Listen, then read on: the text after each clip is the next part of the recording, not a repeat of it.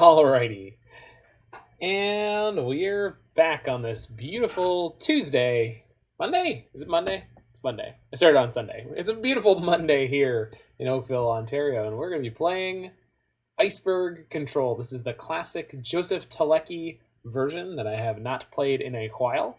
So this deck list intrigued me very deeply several months ago. I believe this was the pre-Ikoria days.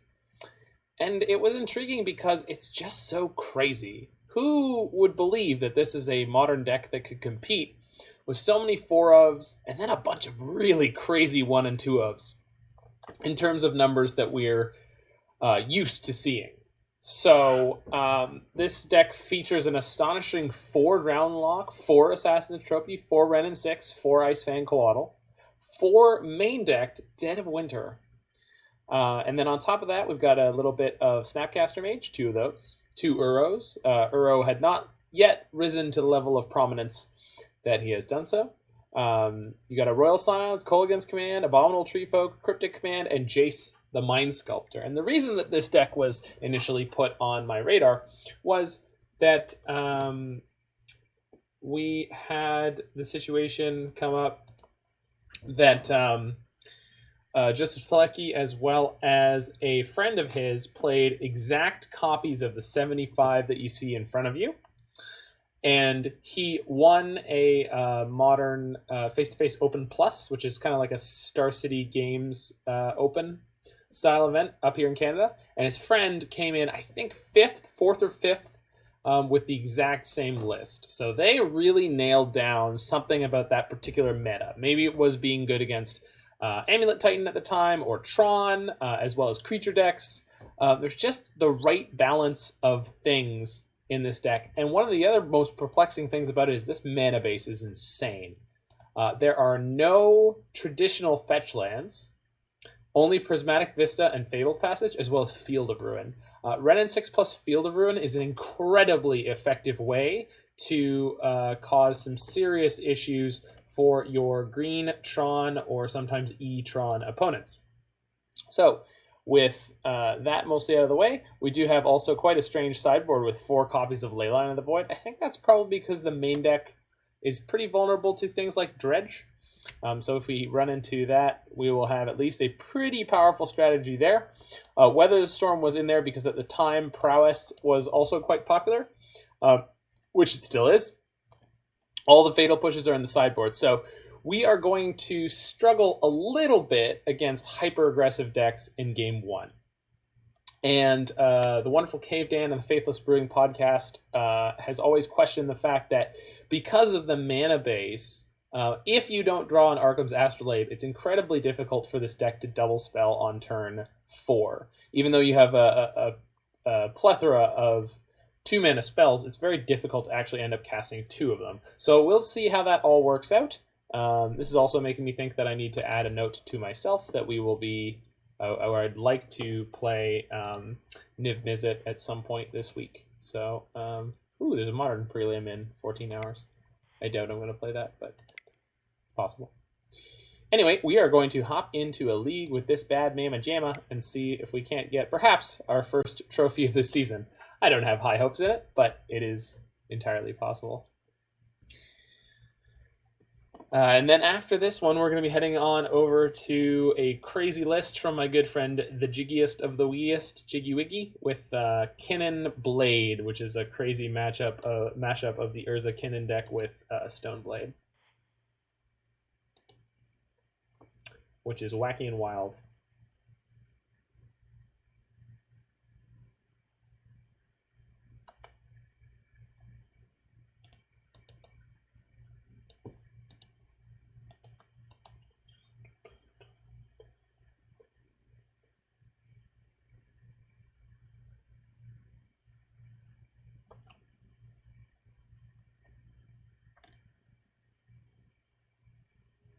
There we go. Finally found our match. Let's go.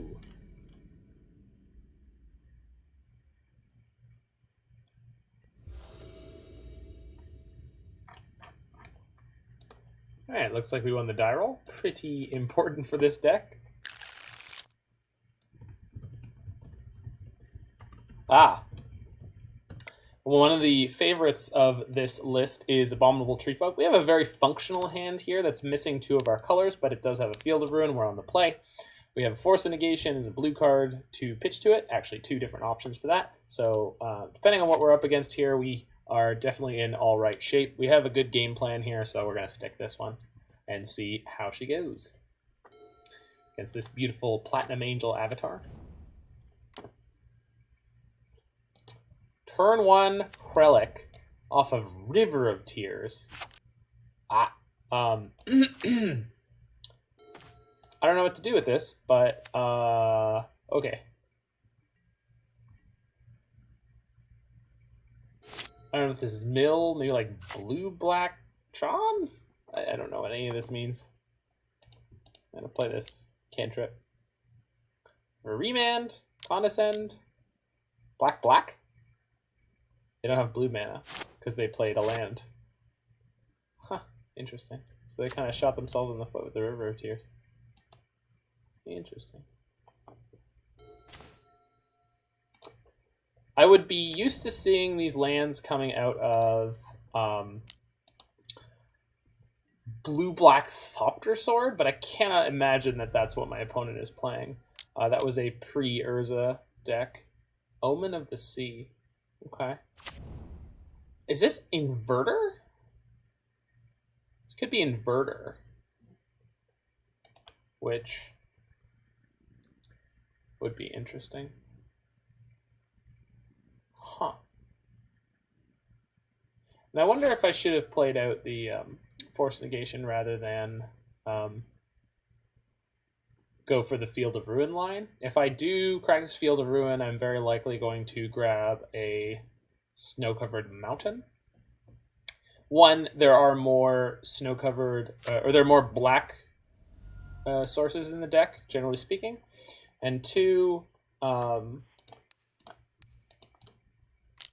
red spell that I want to pick up and play most of all is Wrenn and Six. So I would be pretty happy to hit that here. Fatal Push. Sure. Make the Coatl into the 2-for-1 it has always loved to be. They're exiling my side. Okay. Well, we actually want the land more than we want the Coatl, so that is fine.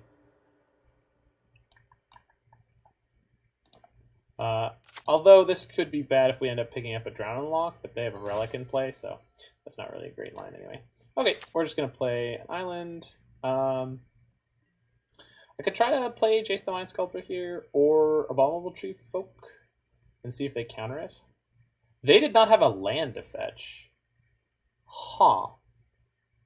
So they're like super vulnerable right now. So I'm wondering if I go Haymaker into Haymaker, they're actually in a really bad spot here. And the question is, which of these resolving now would be best? So let's play the Treefolk.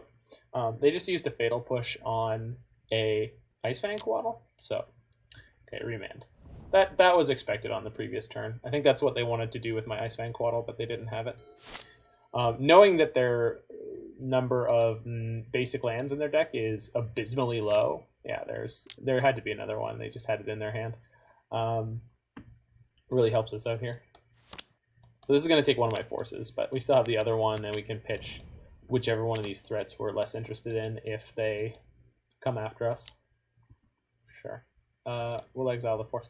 So the only reason we'd want to keep instants and sorceries in our graveyard is if we had a Wrenn and Six that was going to Emblem, which we don't have one resolved yet, so we're not really close to that.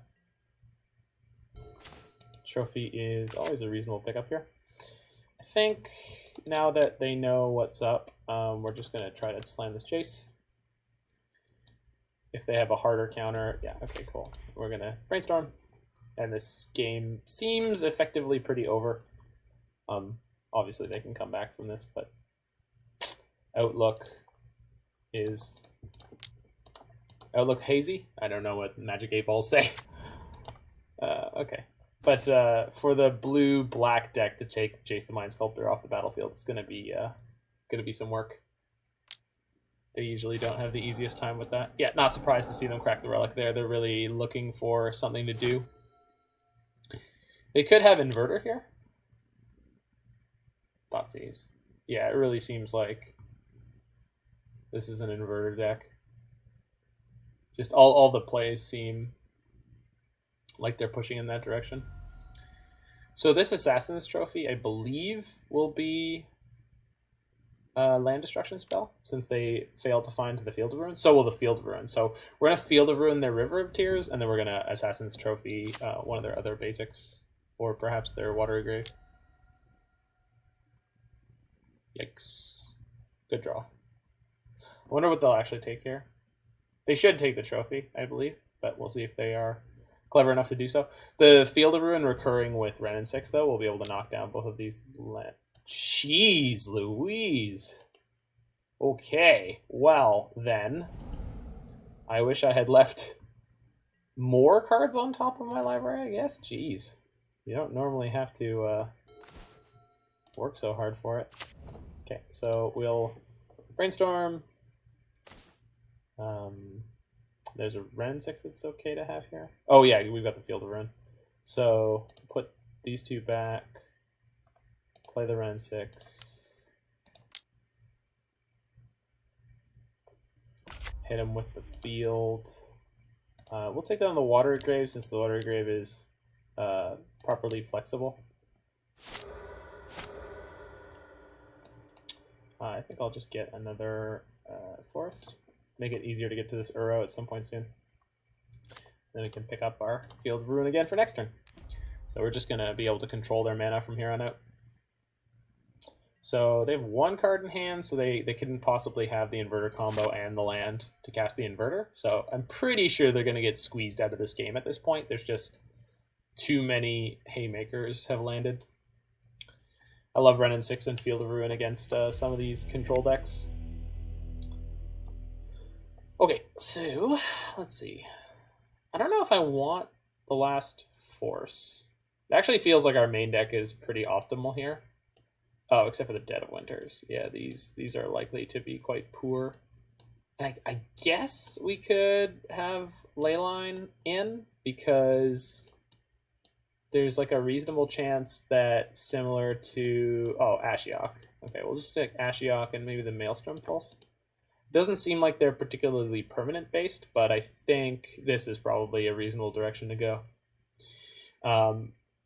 Ashiok or Leyline of the Void both had the advantage of exiling their graveyard on our terms, which can be really good, because then your opponent is unable to control their Inverter being a win condition. So I think they're on Inverter, but the fact that we don't have any targeted discard spell that lets us look at their hand is awkward. Playing Drown in the Loch plus Graveyard Exile is also sometimes quite awkward, but yeah, this hand's a banger. So we go turn one, tap land with the Fabled Passage. So Fabled Passage is one of the most the cards that people ask about the most with this deck. I think the fact that your Wrenn and Six recursion engine can do so much damage to you that against some aggressive decks that you're able to get away with it. Also, the fact that your only one mana play is Arcum's Astrolabe kind of lets you get away with it. So we will see where this puts us, but losing that Wrenn and Six is like obviously not great, but that's why we have 4 of them.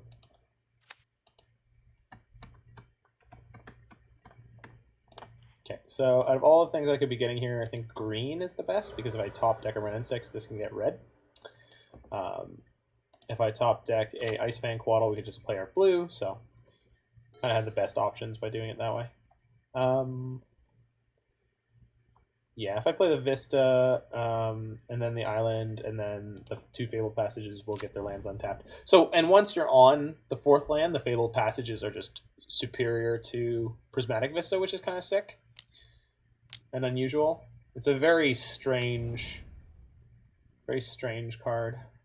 Okay, so one of the vulnerabilities that their deck has been constructed with is that they are quite vulnerable to Field of Ruin and Assassin's Trophy. I'm not going to proactively use this Assassin's Trophy to go after their lands until I see the Snow-Covered Island. And it is possible they have more than that, although not likely, because they had 1 card in hand at the end of the last game that could be a... Yeah, that's a card. That's a card. Okay. So we're going to go ahead and go after this with my Assassin's Trophy, which might prompt some kind of response from them, which means less for my actual threats later on. If they tap down for something now, too, I can Ashiok, which would be pretty fire. Okay, so they just let it resolve. They really have to deal with Ashiok or Uro. Okay. Either way, I have Force on their turn. Although if they just have Inverter into Oracle, we're going to die to that. But, ooh, yeah, how's it going, buddy? Running Cinnamon on your decks for extra spice. I hadn't, but that's definitely a possibility.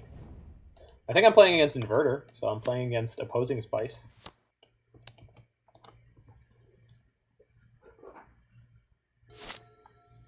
What about Cayenne? No, it's Inverter. Pretty sure we're up against Inverter here. Yeah. I could force this. Maybe I have to, actually. Yeah, this sucks, but I'm pretty sure I have to force this.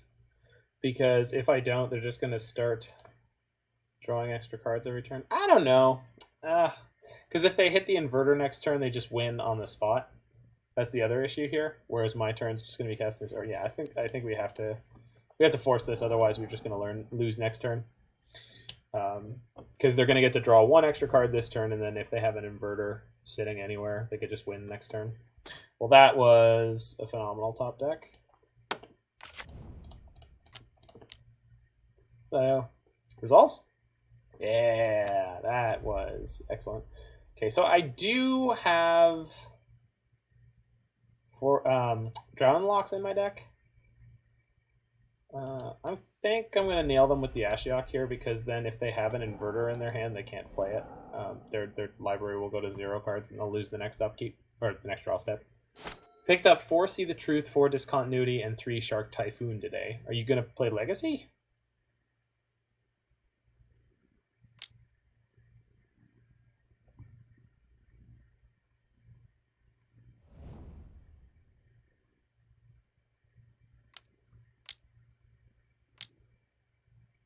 Pioneer, Modern, etc. Okay, well.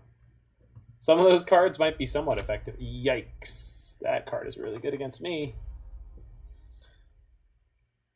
Negan 2 Teferi is going to wade bit. Yeah, I don't think... I should have fetched in response to that Ashiok. I was not paying enough attention. Yeah, it's going to be really bad. This is so bad. Because I don't easily have a way to get on board. I like See the Truth for Lotus Breach. They were $1. Yeah, I mean, that's... Shit. Oh, just the yikesist. Alright, I guess we're going to try to mill them out. Since I've already nuked their yard once, it doesn't make sense for me to try to hold on to this Drown in the Loch. Yeah. I think their deck is going to be in a much better position from this point of this game. If I had my the extra mana here, it would be a big difference. And I think I would have gotten a snow-covered island. I think so. Okay. So now they don't even have to tick down their Ashiok to go after my graveyard. Which I guess is okay. Well, now that's a draw. Ha! So the Maelstrom Pulse will also kill my Ashiok, which I don't love, but I'm pretty sure I'm going to try to cast here. Because I get to... I mean, it's just, this is worse for me than it is for them, and I've milled them more times. So, like, it's not great, but we're going for it. And, like, I could have tried waiting, but I don't think it was a good idea. Now, one of the things is this deck is playing 2 Uros, which is astoundingly low numbers of that card. But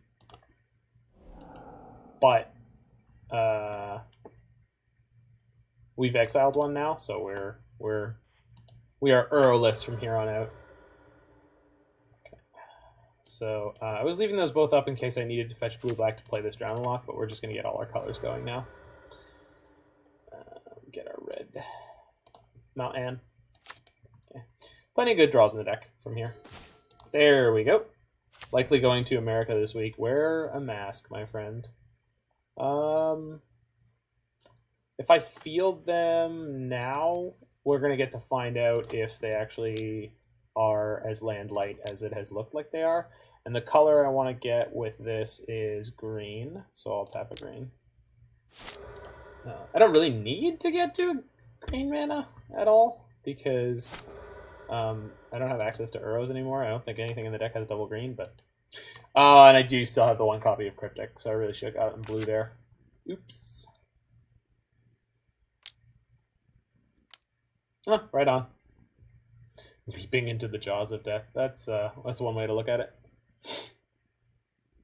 This relic being on board is going to be a pain in the ass, though. Because they can... Oh, that's them cracking it, isn't it? Cling to Dust. Oh, that's a good card right here. I'm so tempted to counter it, because this puts them like just even lower on card economy, but...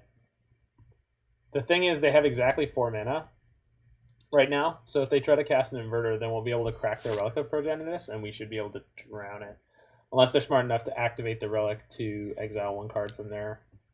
Okay, so they just proactively went after me with the Relic, which is a strange choice. Gonna hide your nose? Okay. Well, that's a card. It's not great in the face of their Relic, but it is a card. Is this the Cling flashback? No, it can't be. Omen of the Sea? Sure.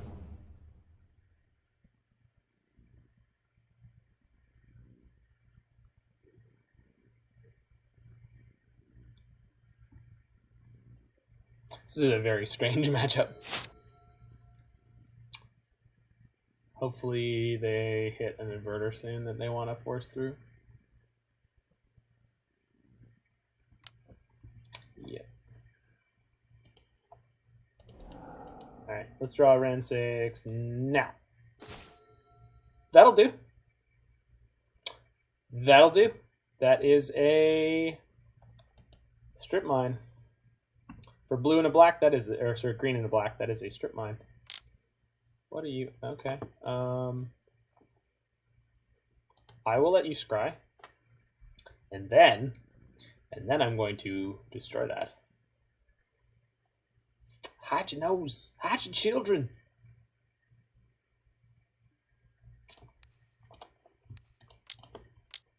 So not only do they not get to keep a land from this, but they are going to have to shuffle. Or they can choose not to.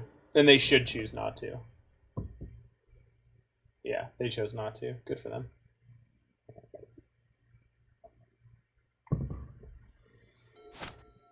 Now, in theory, they are short the ability to cast the Inverter this turn. Hopefully they tap 3 for something. Ooh.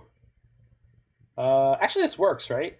This works fine. So they're going to get my Drown Loch here. I can't do anything about that. But then on my turn, I'm just going to main phase Snap and take out one of their lands, which is going to make them crack their Relic. Which is actually not that good for me, but it does put a certain amount of pressure on them. One snappy lad. Mystical Dispute. If they have Mystical Dispute, then I'm punished for not playing this land. Oh, actually, no, I wouldn't be. Huh, interesting. You're not going to let this happen. Yeah, there we go. It's like there's no friggin' way they let me get away with that. Okay. Yeah, I gotta hold the card to bluff here, because if they think the last card in my hand is a piece of interaction, then maybe they play wrong. If they somehow draw up the win. I don't know what is up with this modern Inverter deck. Seems like their land count is abysmal.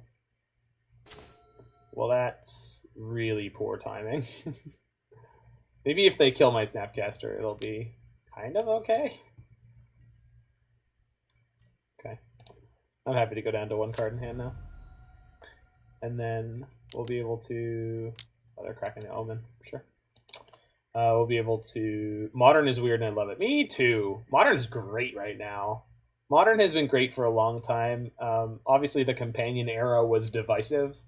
but I really appreciate what Modern is doing right now.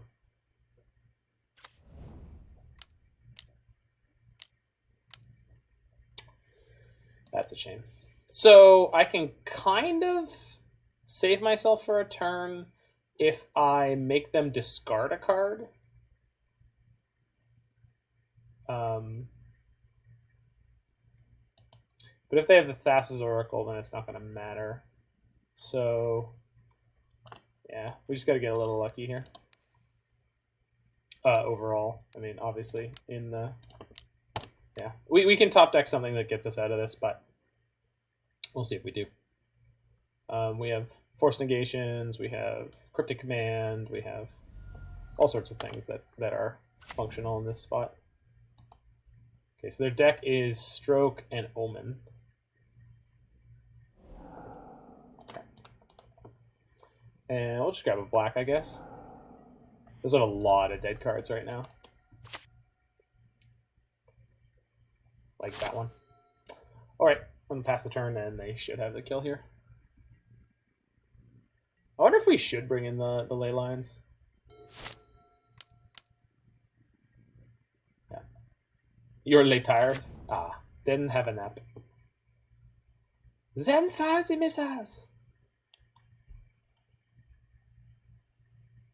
Just had myself banging at smoothie. Did some yoga. Did some yoga, then I had some yogurt. You know how it is.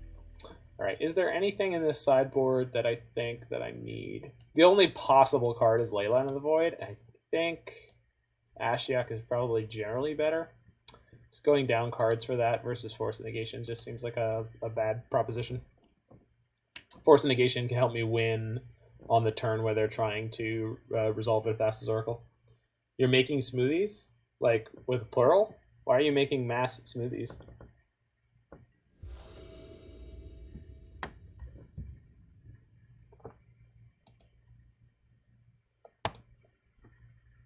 For the nurse. Who's the nurse? You have a nurse? Okay, we're going to keep this one. We got Eternal Astrolabe, turn 2 Wrenn and Six. Hopefully that is good enough. It's just hard to throw away a hand like that. And I guess I could force a discard spell because turn 2 Wrenn and Six is so devastating against them. I actually think we will do that. I'm going to pitch this Abominable Treefolk to the Force. If they... Okay, they didn't have it. I wonder if they have Spell Snare. I guess I'm about to find out. Oh boy. But if I don't hit another land relatively soon, then we're going to have a problem anyway.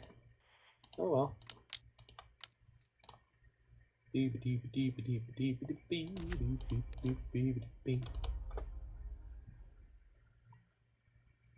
Pitch Jace, Treefolk is Bay. I guess there's a second Jace in the deck, so that kind of makes sense. Apt. Okay, you can apt.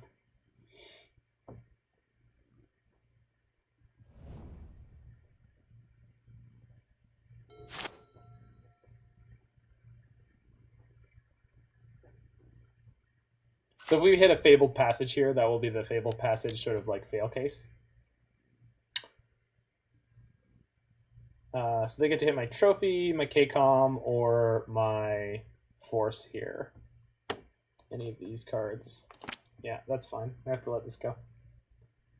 I may or may not have acquired a Geiger counter for my apartment. It was so cheap. I mean, I can imagine that they could only be really cheap or really expensive because nobody needs them, right? Like, unless you're working with, like, radiation. Does it make that crackly sounds? Like I think that they would because of movies? They're usually expensive. Okay. You got an older model. Well, then it's probably not good for, like, industrial purposes then, I suppose.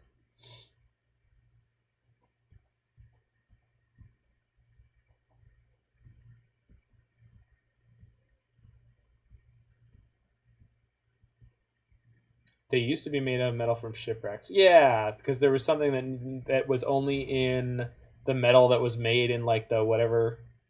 Oh, it was pre-industrial revolution, right? Something about the coal content. Well, that's not good. All right. We got that other Jace though, so we won't be able to pitch the Treefolk, or rather, we won't bother to pitch the Treefolk. Any metal refined today is exposed to the fissile metals in the atmosphere from atomic testing. Oh, that's what it is. It's the post the atomic bomb. That makes sense. Jeez. If they have another discard spell, this is gonna suck. Or like a remand. I guess I didn't have to do that, huh?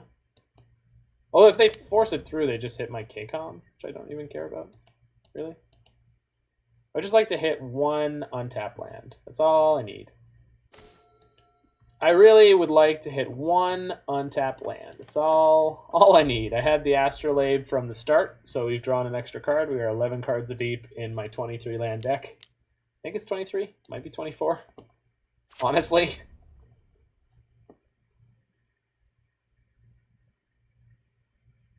Let's see. 23.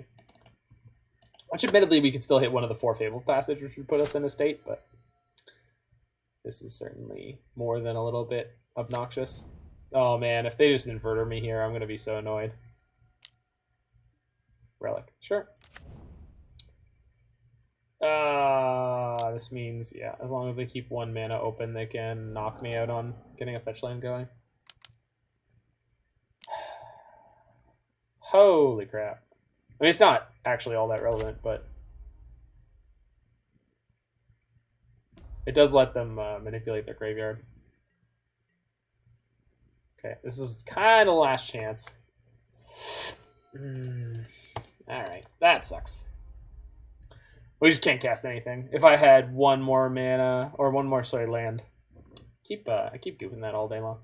It would have been huge there, too, because their relic was tapped, so we would get to rebuy whatever land that we put into our graveyard. And this Liliana can be a threat relatively quickly. It's the ultimate. Can end games on its own.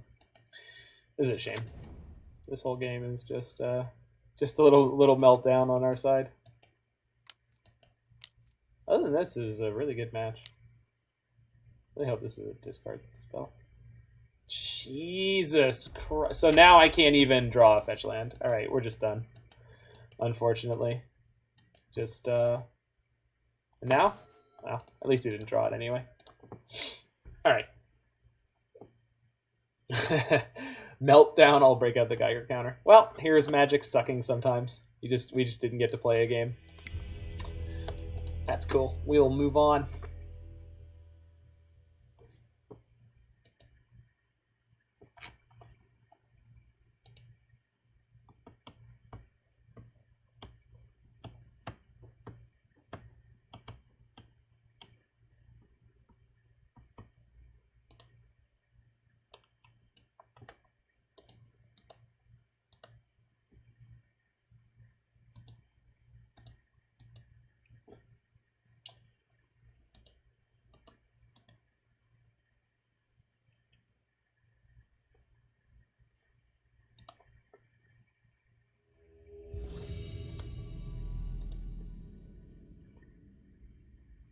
Playing Key to Life. I've seen this person in the 5-0. I think they had a sick Bant plus red control deck at some point with Wrenn and Six, I believe. I think this is the person I got that list from forever ago. I don't even know if I ever played it. Yeah, this opening hand is a banger. Let's not get eaten by Luris on their side. All right. Let's not get eaten by Thoughtseize.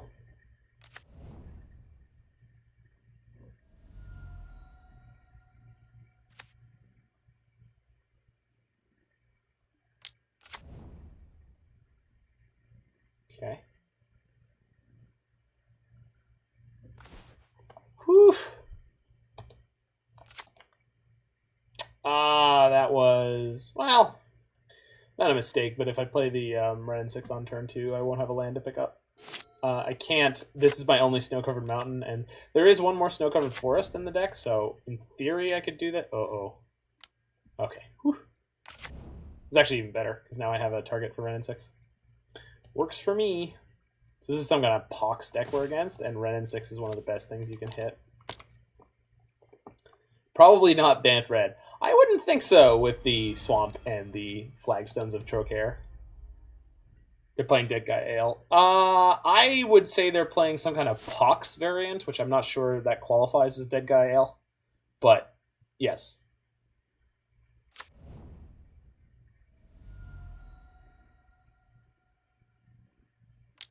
Because I don't think that Dead Guy Ale is more of a mid-range deck than like Pox, which is like, it's kind of like Black-White Jund. Like, it's just super low resource grindy.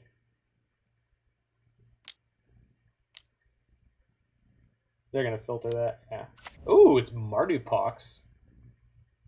I'm only saying Pox because the Flagstones of Trocaire means that they're likely to be playing Crack the Earth and or Smallpox.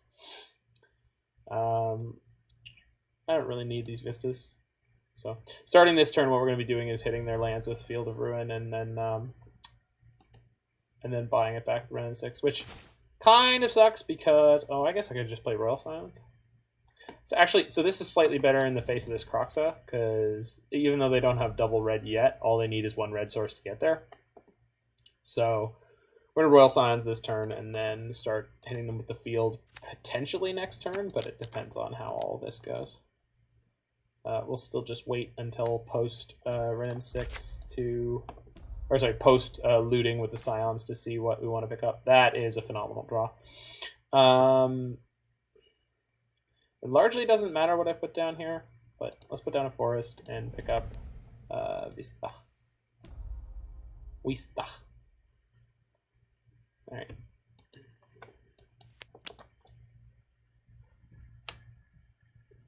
It's okay. They're playing. If they're playing Dead Guy L, that means both players are playing Legacy. Savai Triome. This is the Mardu Triome. Black, red, and white. Lingering Souls. Okey-doke. It's going to hassle my walkers. I could use Wrenn and Six to ping one of these, and then they could attack it down to 1, and then I could ping the other one, but it's not really a particularly winning proposition. So I think what I might do is if I field them off of... Yeah. We can play, or we can activate field plus play Ice-Fang Coatl on this turn cycle. So that's kind of great. So we'll go field. That's going to be all of our mana. So actually, let's Royal Scions here. Probably discard the Prismatic Vista almost no matter what this is. Yeah. Yes? Yeah. Okay.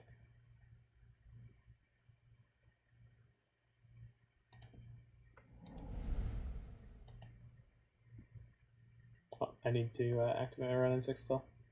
Hold on. You gonna do Mana Traders series? I'm not in it. I didn't play any of their flights. I didn't play any of their Swiss rounds or whatever, so I don't know if I can still, Wambo. I mean, I guess I'd be interested.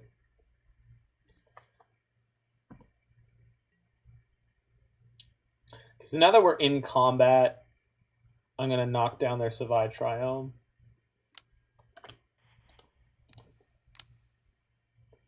And I want to fetch a blue with this. So we're going to use a blue, get a blue, and then play Ice-Fang Coatl. I believe RN, it's the qualification for Swiss. Is this their second series then?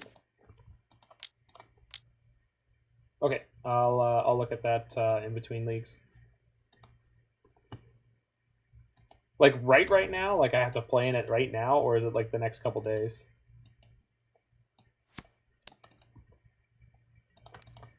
Okay, so they're after my Wrenn and Six. That's fine. So they do now have enough cards to escape their Kroxa.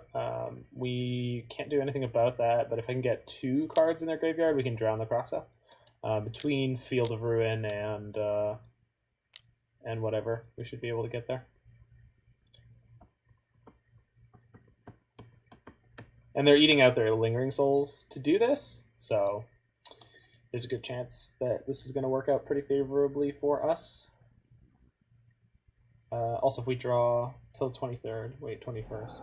Oh my god, so it's like endless amounts of time? Okay. Yeah, I'll probably get into that. Okay, so if I discard a land card, I'm gonna take some damage, but it's okay. Hold on. I'd rather discard a forest. Yeah. So we take a bolt there, but... Oh, hopefully they fetch. Oh, yeah. But... Hopefully I don't have Inquisition or Thoughtseize with this. Okay. Wow. What a choice. Okay. So I do have another swamp in my deck. So let's get back my field. Play the field, nuke one of their lands. Get a black mana, drown the Kroxa. We're gonna have a blue left up after that. I'll go after, I guess, black-red. Yeah. You gotta play 10 games. Yeah. Okay, so I read the blurb that they had on the previous season. What is up, Lyrics Punchworthy? We were playing your all-time favorite Dirtly deck. It is the original classic IceBURG. So blue-black, and then I don't have a blue for the Sandbar, so let's do this. And actually, we can put Scions up to 8 this turn. Yeah, so we'll drown your Kroxa. Ping down the Spirit. Oh no, I already picked up a land. I did not need to do that. Oh well. It's fine. It's fine. It's all fine. I'll toss that. Okay, so now they're priced into hitting my Scions, and then it's ready to ultimate next turn. If they bring back Kroxa again, I can Dead of Winter it this time. I sent Marebear more dog pictures. Nice. Dead of Winter could have killed Kroxa. It could now, yeah. I didn't... it was funny because I was thinking about it, and I was like, oh, I'll only be on 5 lands. Like, I'd have to draw an Astrolabe in order to be on 6 no permanents. So I did not play into the line of Dead of Winter. I thought about it for like a half a second, and then I was like, nah, there's no way I can be that lucky. But this deck is playing 4 main deck copies of Dead of Winter, and I just love it. I just love it. I love this deck so much. You bolted my Wrenn and Six. Wait. Do you understand that this has an ultimate opponent? Are they going to play Eliminate and just crush my... Okay. This is... Okay.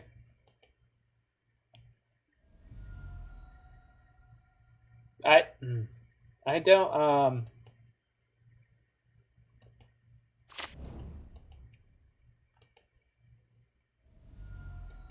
Were they getting worried about the... They only have 3 mana. I don't... What is happening? They...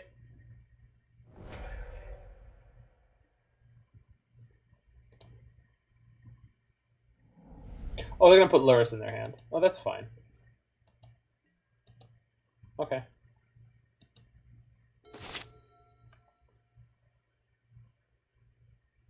Elder Giants don't like the call. I guess not.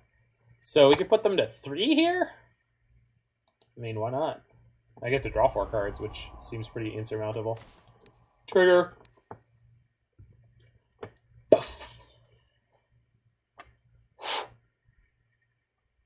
Alright, then we get to play Jace the Mind Sculptor, I guess. Before I do that, I can have 2 extra mana, so I can play double Astrolabe.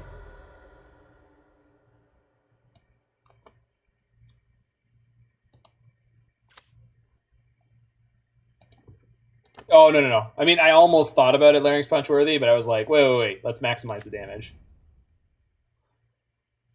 I have a really bad habit sometimes of just, well, that's... They have 1 card in their hand, it's Lurrus, huh?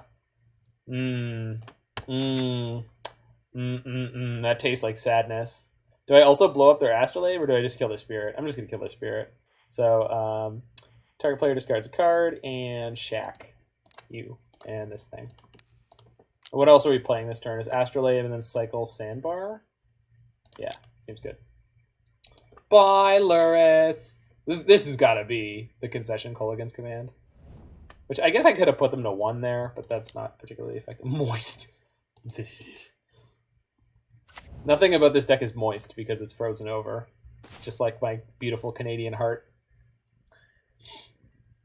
So they do get to Kroxa, and then we can Dead of Winter it and play Jace.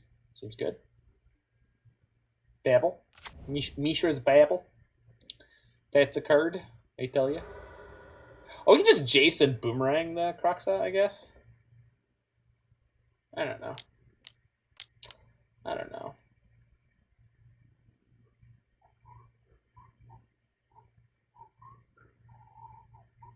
I think I'm discarding Assassin's Trophy here. Needs more Boreal Druid. Oof. Now that's a Magic the Gathering card. I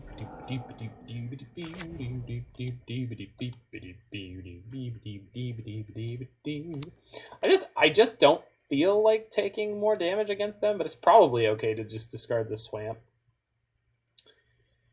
With Fabled Passage. I don't know. Let's take the 3. Just seems fine. See what we draw. There's a good chance we're just going to go Jace and Dead of Winter here, I think. Oh, I could have cycled the Sandbar. Oh. Do you feel the healing power of what? I'm not sure I understand. Okay. 1, 2, 3. Get out of here, buddy. What is that? Minus 5, 6, 7, 8, 9, 10. Minus 10, minus 10. Nice. And then we'll get to Brainstorm. Hopefully into another blue card. the one card they drew is going to be Lightning Bolt, right? Like it's got to be. Let's go Field with Sandbar on top. Yeah, okay.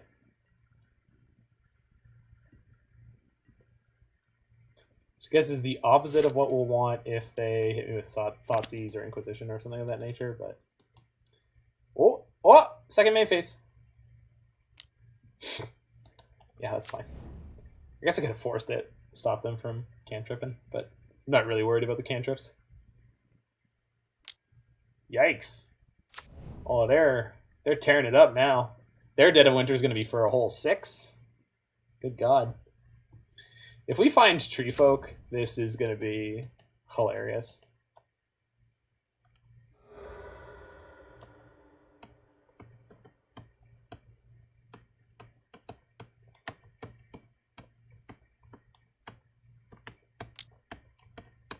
Sure. Seems fine.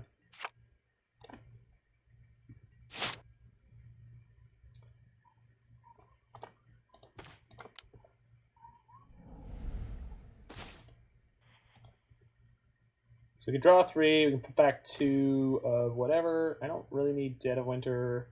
Probably don't need a second Field of Ruin. Play the field and drown the Dark Confidant, and I still have Cryptic and or Force and or... Yeah, we're good. And or activating my Field of Ruin. Although I kind of don't want to activate my Field of Ruin because it puts them on Kroxa. We could do it at their end step, and then next turn we'll be able to Cryptic the Kroxa. Not having any kind of clock, not having any copies of Lightning Bolt. I remember not having Lightning Bolt was always one of the things that ended up bothering me about this deck. Yo, sick plays. Oh, this is going to be the Lightning Bolt, right? So we're going to force a Lightning. The dirtling is what happens when you don't have a clock like Uro in the graveyard. This is true.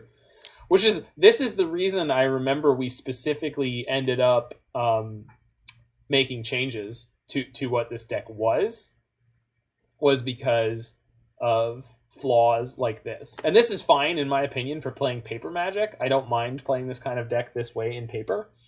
But online, you do tend to run into a lot of clock issues. And then the turns just take a lot longer, too. I find in paper, I can resolve a Jace the Mind Sculptor on each one of my turns very quickly. And if my opponent is doing... like, if they were taking this much time to do what they're doing right now in paper, they would be receiving a slow play. So we'll counter that and draw a card.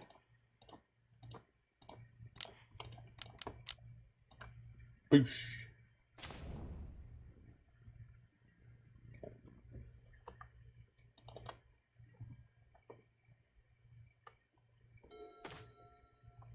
Okay, so now we can do this. No, I wanna brainstorm first. There's Wrenn and Six. Excellent. So Jace and Field can go on top. play... well, no, I'm going to pick up the Lonely Sandbar anyway. Wrenn and Six. And I don't have to do anything on my turn, really. Just keep my mana ready to go. And now that we have Wrenn and Six to field them into oblivion. I mean, they have Astrolabe, so they're always going to be able to cast color-wise whatever they want. But we can, in theory, just take them off of the raw mana. We are down to 24 cards in our deck with no sign of some of our more significant threats. So I suppose at this point, with my hand so full, we could just start Fate Sealing with Jace, the Mind Sculptor. That only takes like 5 turns to win the game. And I guess with the Lonely Sandbar draw engine on top of it, we could just do that. So, are they failing to find, I wonder? Have they failed yet? They did not fail there. Yeah, they got a 4th swamp. They have a lot of basics, actually. I wonder if they're playing Field of Ruin. I haven't seen them. I was supposed to cycle there. I can do it on my turn. So cycle. So lost a mana on efficiency there, but I'll take it. I'll take the hit.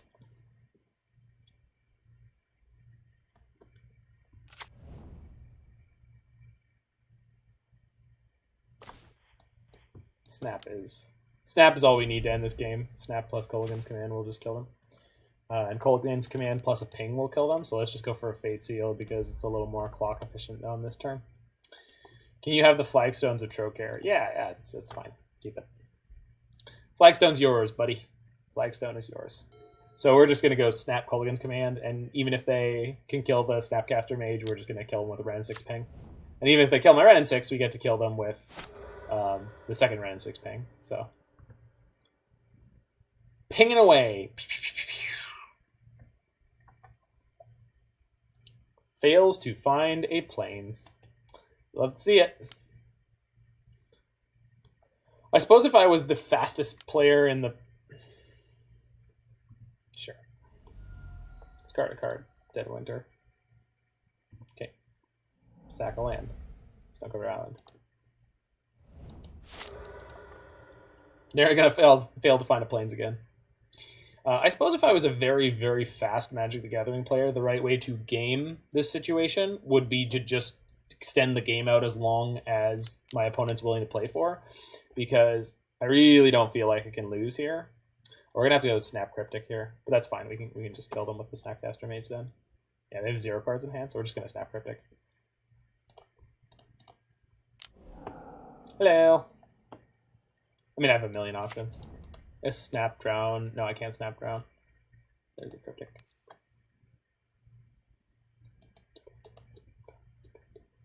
I wish the zones would stop moving around. There's a weird thing that happens, especially when it's not your... when you're not the active player, the game is like, oh, okay, that's there. Okay, they were conceding. Yay, magic. All right, so Ashiok seems like the nuts in this matchup. I don't think I want Force of Negation at all, but I actually might want it more than something like Dead of Winter. I think we can definitely trim on the Dead of Winters. Maelstrom Pulse seems okay. Yeah, I think we'll keep some number of Force of Negation. 2 seems all right. Maybe 3. Just have 1 Dead of Winter as a sort of emergency button. 2 is better. And then, is there anything else I want to cut? Everything else seems pretty much great in this kind of matchup. Maybe Drown the Loch's a little loose, a little light. Yeah, we'll go down 1 Drown and up a Force. They could have some haymakers that are just like frustrating to deal with, like Ashiok. I would bet good money that Ashiok's coming in. Okay.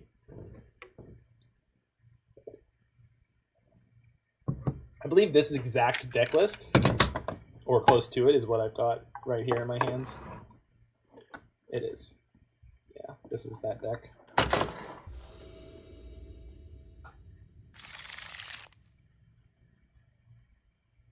Played this in paper right before the shutdown. My 4 German Ice-Fang Coatls and my German Abominable Treefolk. Alright, is this hand keepable? It's kind of loose. Can't play anything. I think I'm supposed to mulligan this. Problem is, they're likely to come after me with discard, but I can't draw into a Wrenn and Six with this mana. So one of the things that makes this deck awkward is the mana's a little wonky. Okay, we'll just bottom snap here and then hope that we pull through with this. This hand is obviously not great, but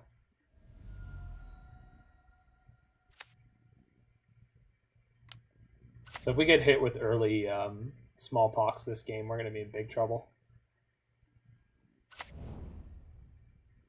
Because we're already light on resources. We kind of need to get up to 3 mana.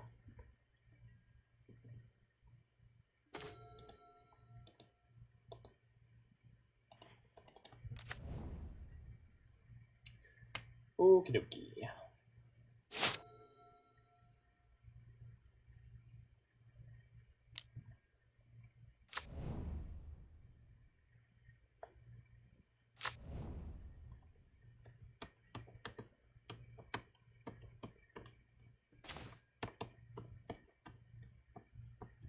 Okay, that was a great pickup.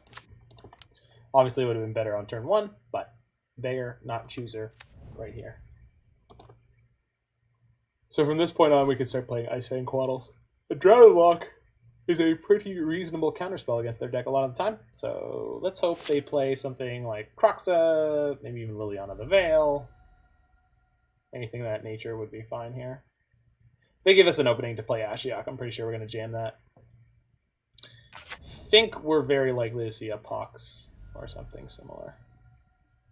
But we will be able to survive that.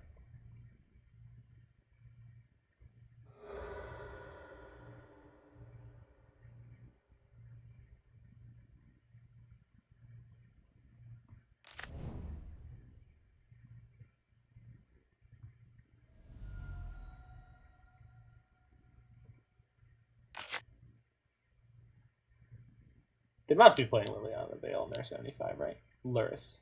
Wow. They just put their Luris in? That's what they... Wow. That is really, really poor.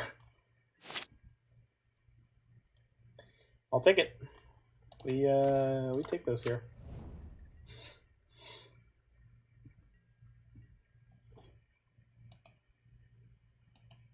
This is actually the deck I was playing forever ago when I first ran into the Pensword. And that is how we became Magic Online sort of buddies. Friends would be a bit presumptive, but acquaintances, perhaps.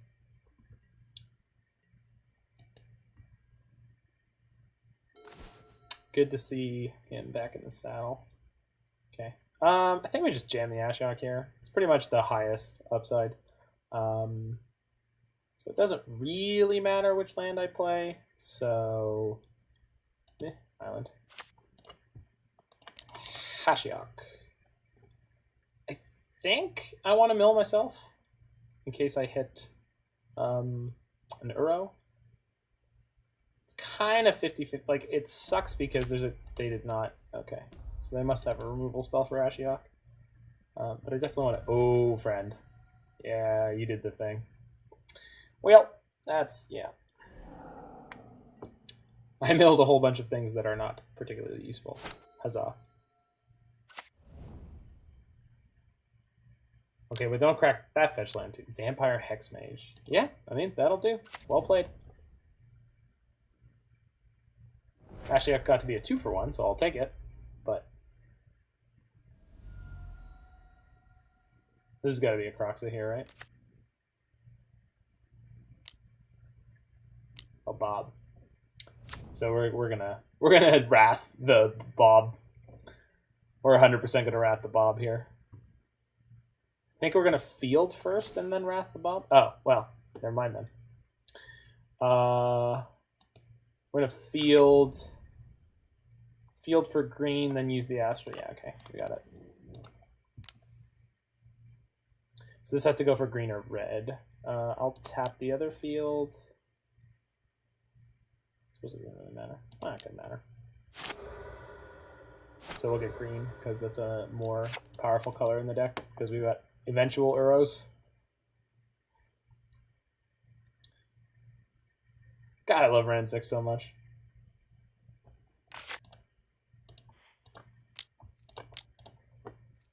Hello. They have a lightning bolt. They get to 2-for-1 themselves again. So who's the value deck now, nerd? Who's the value deck now? And they're all on Snow Basics right now, but Snow Basics is no problem.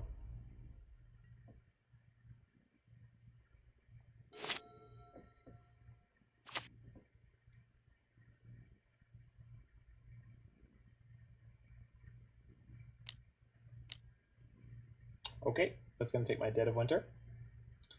Not too bad. So they've successfully cleared the way for their Stoneforge Mystic. Cycle Savai Triome. Okay. Respect that. Whew. Alright. We got snakes for days. Snakes on a plane. I got snakes on the brain. I got snakes that come from Maine. In the plane, in the rain, in Spain. I don't know what I'm doing. Don't worry about it. Oh.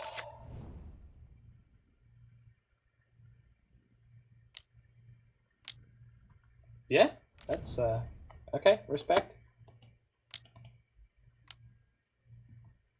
Yep. Dreadbore. I would like to point out that without playing an Uro, my mid-range modern deck is at 20. So that is one of the advantages of this deck, is just playing things like Fabled Passage and the Field of Ruin and Astrolabe. For your fixing, really ends up working wonders sometimes for your life total. Like, it's crazy. This Ice-Fang can almost outrace the Vampire Hexmage, which is pretty nuts. And we have a impenetrable fog of counters to throw at them, so should be able to get through this, especially with the second Ice-Fang putting our clock on par with theirs. They hit a... Want to just Cryptic that? Oh, I just want to Cryptic that. I guess I could just force it. Yeah, because I can force it and then play Ice-Fang. Yeah, I can. So we'll do that. Shot! Judo flip. Chuck, chuck, chuck. Alright. Getting bapped. Bonk. Right on the noggin. Ugh. Look at all those beetles. Gross. Snack. I love this little guy. Alright, now we got Cryptic for the next turn. I could flip the Vista. That's fine, it's not really a big deal.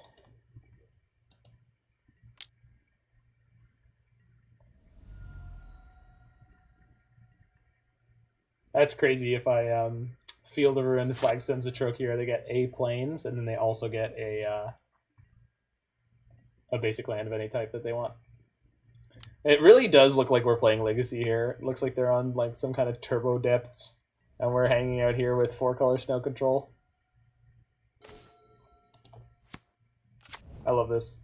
I love this. The dirtling. The dirtliest. Who needs fast win conditions? I got snakes. I got 1 power each. Mine Ice-Fang Coatl.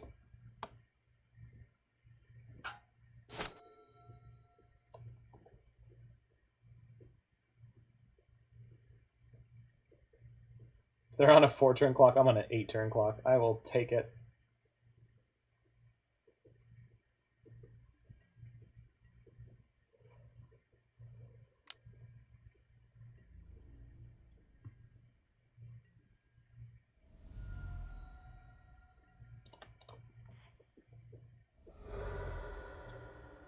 Okay. Yeah, I'll just get an island. It's gonna make it easier to tap for Cryptic Command, and I already have enough green for Uro. Well, that is just a spectacular draw. Is it? Well, it's just might just get removed by the Hex Mage, but that's really not a problem. I could have used it to pump a Coatl and sort of reduce the clock here, but that's not really as good as just playing it. Ow. I'll tap the field. I don't have Cryptic up with the way I tapped, because I tapped 2 blue. Let's draw it? Question mark? Hey! Oh, that doesn't work. Well, yep, that's... Okay, well, hopefully they don't play a must counter spell on specifically this turn that I get completely blown out by.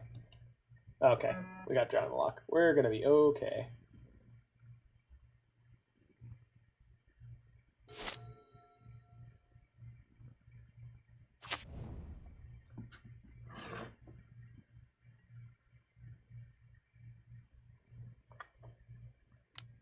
Okay, yeah, they're gonna attack me for 2 and then take down my Scions, which is like totally fine. Really?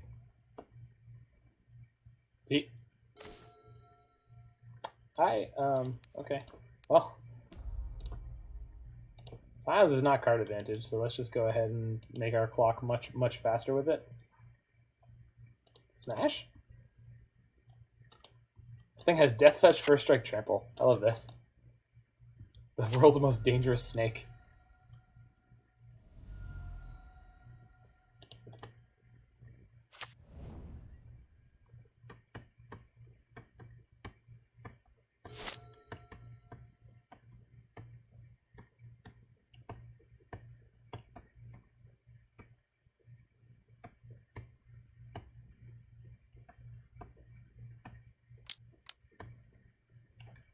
Ooh. I got Cryptic Command. I can tap their team.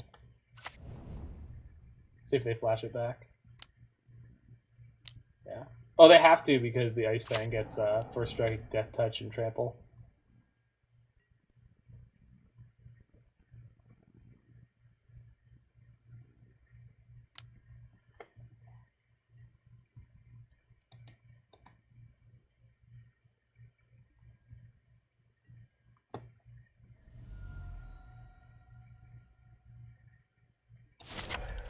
Yep. Not surprising.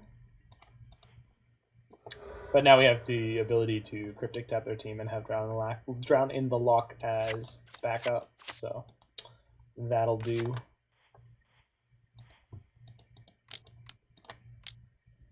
Boing!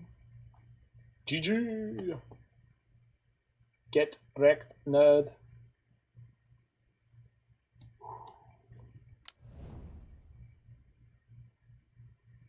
They have a Lightning Bolt, Fatal Push? No, this is a Concession Lockup, right? Sure looks like one. Alright, moving on. Nice 2-0 there against Mardu Pox stuff.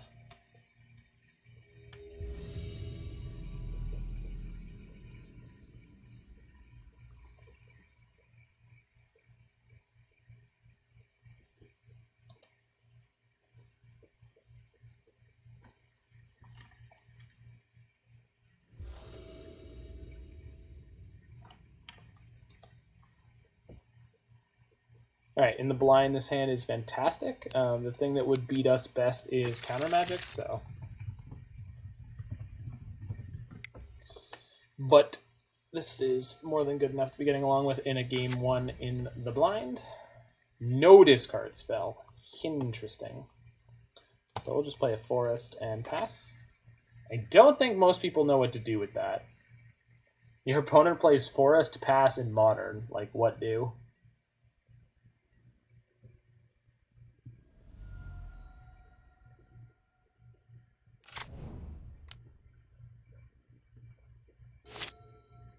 This opponent is not playing Luris, so... yes. Okay, that's not a Snoop. Good. Snoop Moggy Mog is absent. Good. Okay, so we're going to be looking for a Dead of Winter ASAP, but we're definitely playing Wrenn and Six into just picking up a land this turn. We're going to be happy we have 4 Dead of Winters in this matchup. That's for show.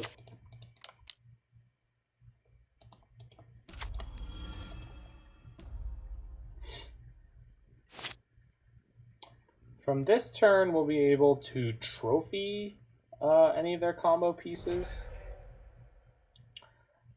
or we can activate Wrenn and Six, then play a new Wrenn and Six, or yeah. So depends on how it all goes. Gobos, goblins, goblin matron, sure.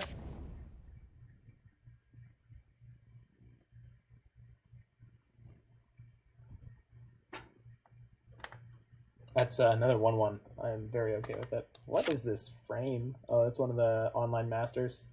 That Vintage Masters? I think that's Vintage Masters. But this is the 7th edition Goblin Matron art, which is phenomenal.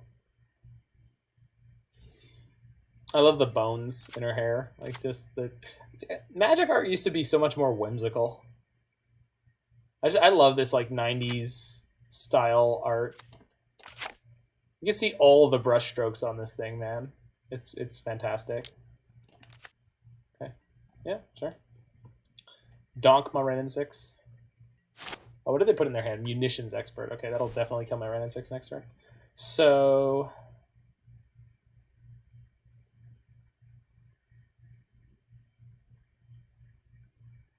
do I want to start trying to get ahead on their goblins? So what I can do is ping down the matron, play a new Wrenn and Six, pick up a land.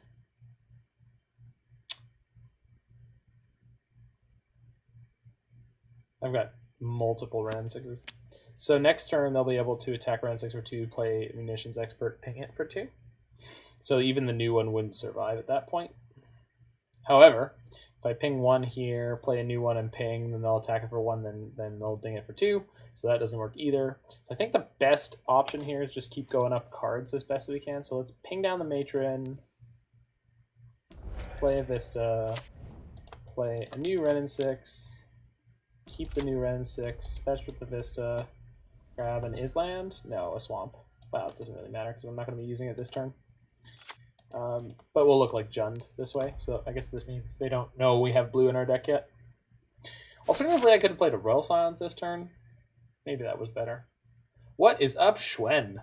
How you doing, friendo? We're apparently playing a lot of Legacy today. We've played against... what was the first round? They squeaked out the win against us. Oh, we played... Oh, okay. No. We were playing Pioneer in the first round because they were playing Inverter. Then last round... they were playing like Mardu Pox, and now we're against Goblins. Ringleader is a bit frustrating here. Main deck Ringleader. Okay, so they got Chieftain, War Marshal, Harbinger. So Harbinger. Yeah, so they've got a million cards in hand, and this bad boy has haste. So down goes my Wrenn and Six, but that's okay because I got another Wrenn and Six. Yeah, someone was playing Inverter. It was crazy. Okay, so Drown in the Loch on most things they could play this turn are probably the Goblin Chieftain specifically. I think that's going to be the best choice for this turn. So we're going to play the Field of Ruin, and then whatever they play, we're going to go Drown in the Loch, and then we're going to go activate Field of Ruin, get the island, and then Drown in the Loch. Which I guess gives them an extra mana this turn, so that's not great. So maybe I shouldn't have done that way.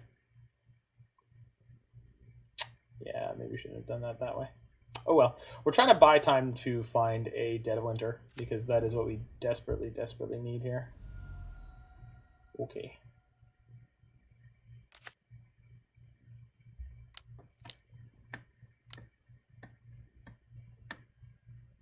I can just let this resolve, right? Yeah. So I can just kill it in combat. Or depending on what they play, because they're expecting it to have haste.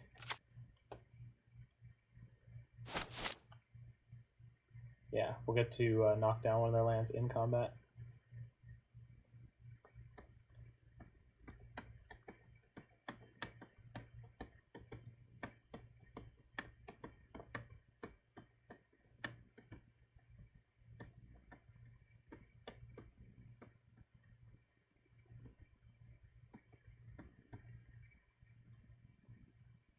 Sure. So these were all in play at the beginning of this turn, so this doesn't really matter. So we'll attack one of their open lands, so they can only use the mana from this if they're going to use it at instant speed, which is pretty unlikely. They could throw down a munitions expert for no value, but that's pretty unlikely. Get an island. Cool. Go to the blocker phase. Okay. And now we'll draw on the goblin, the chief tam. Just take 4 damage. So I think that was a pretty optimal sequence for our side. They have 1,000,000 lands, so Assassins trophying their Ringleader next turn is not the most unappealing thing, but probably what we're going to be doing is playing Wrenn and Six and Royal Scions, which means we would need another... Oh, they have a Boggart Harbinger in hand right now, so we need to find it out. Oh, I already have Trophy. Okay.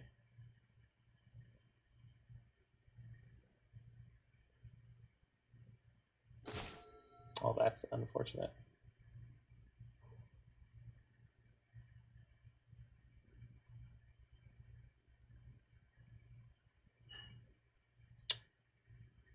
So we need to cast the Trophy this turn, and then the best other card we can play is the Royal Scions. So... Blue-white fetch, Flooded Strand.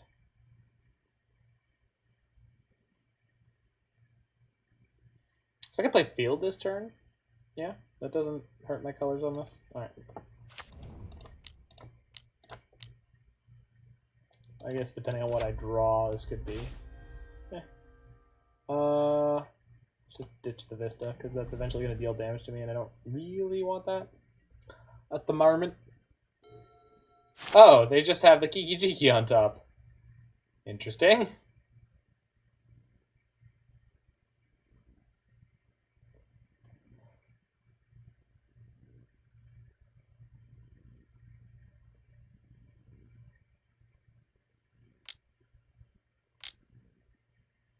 What are you doing? Hey, you don't need to do that.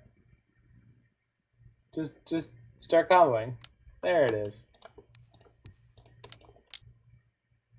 Okay, now they're going to be able to play their second Snoop plus Boggart Harbinger if they want to, or they can save the Harbinger for next turn. So we're going to have to find an answer again. Actually, if they play the Harbinger this turn, it's good for us because we could just play the Wrenn and Six and then ping down the Harbinger.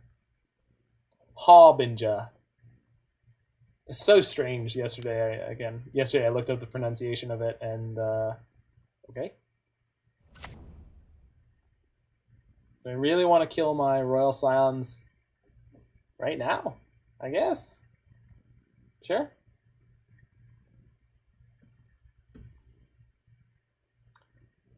I don't really have any more interaction to play on this turn, so you got it. Oh, baby, you got it. I wonder if they're also going to play the Harbinger? That's such a weird choice. Because what they want to play is the Snoop, the other conspicuous Snoop this turn. We're going to need to find an outfit that they... You may have... Did they elect not to? What? Oh, they munitions experted their Snoop. Is the Snoop combo good in Modern? Well, it won the last challenge. Won one of the weekend's challenges, so yes. Was that last weekend? That was last weekend. It won one of last weekend's challenges. So on its opening weekend, it won a challenge. So you tell me. That sounds pretty good to me. Longevity-wise, I'm not sure. Aren't you playing in the Mana Traders thingy? I will be. I've got 3 weeks almost, I think, in order to put my... Or 2 weeks? I've got 2 weeks to get my rounds in, so... I don't need to start now. Okay, so they can upkeep, create infinite goblins. And then, yeah, and then play the... so we need to find a piece of removal again. Which we did. My deck is gasoline. Oh. Yeah. Guess we just play that one. Sure. Thanks, deck. We can also play Wrenn and Six.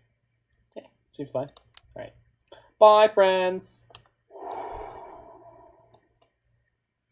There's a cold winter coming. Cold winter.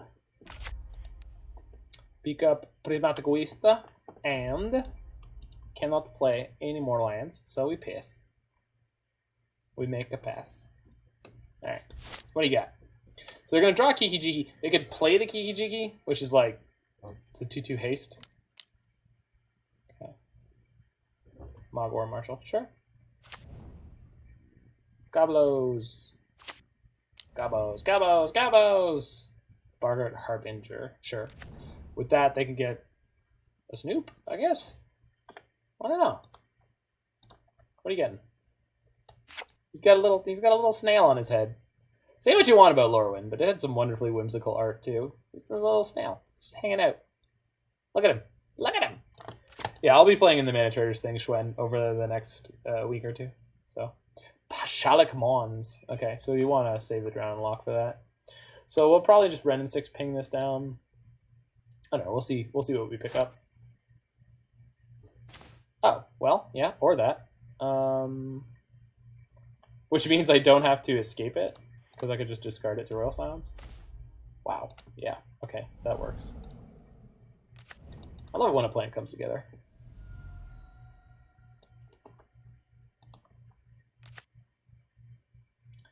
But that means I'm not going to have a blue unless I pick up a land, like a Prismatic Vista. Okay, cool, perfect. Excuse me. Force,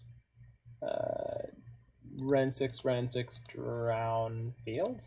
Because yeah, I've got a field in play. So do I want the Drown or the trophy? I guess I'd rather have the Drown. Yeah. Alright, and definitely the Dead of Winter. Yeah, I love Dak Faden. In Modern, unfortunately, we have to play Royal Scions, which is, you know, obviously just as good. I have won a lot of games with Royal Scion Ultimates, though, so it really is a pretty reasonable card. It's just nothing's Dak Faden. Nothing's on Dak Faden levels. Dak Faden is busted in half.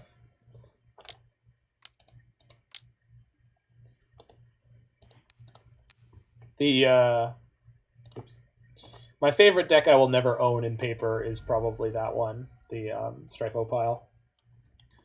But there's just no freaking way. Alright, we'll get an island, and then we'll also Field of Ruin, and then get another island? Yeah, I think I saw one in there.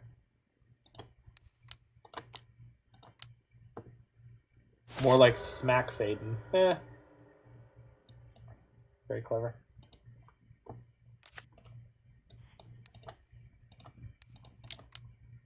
Bye, friend. That's a concession, I think. All right, game one against Goblins. Locked up. Where's my Homer?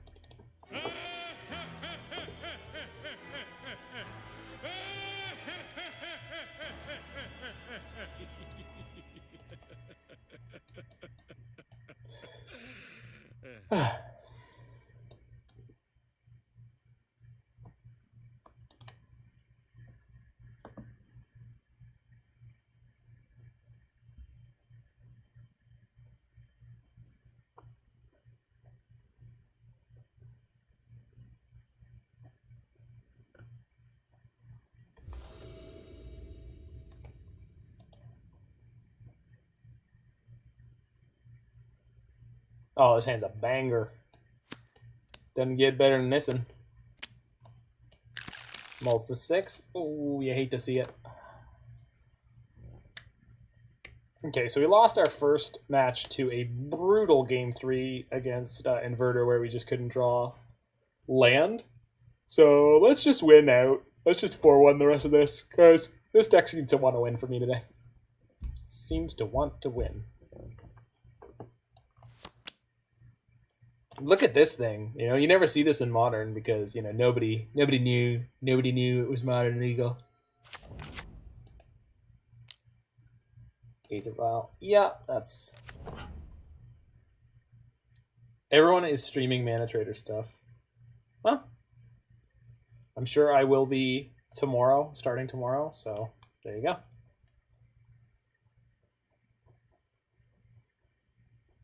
I'm just out here playing leagues, yo.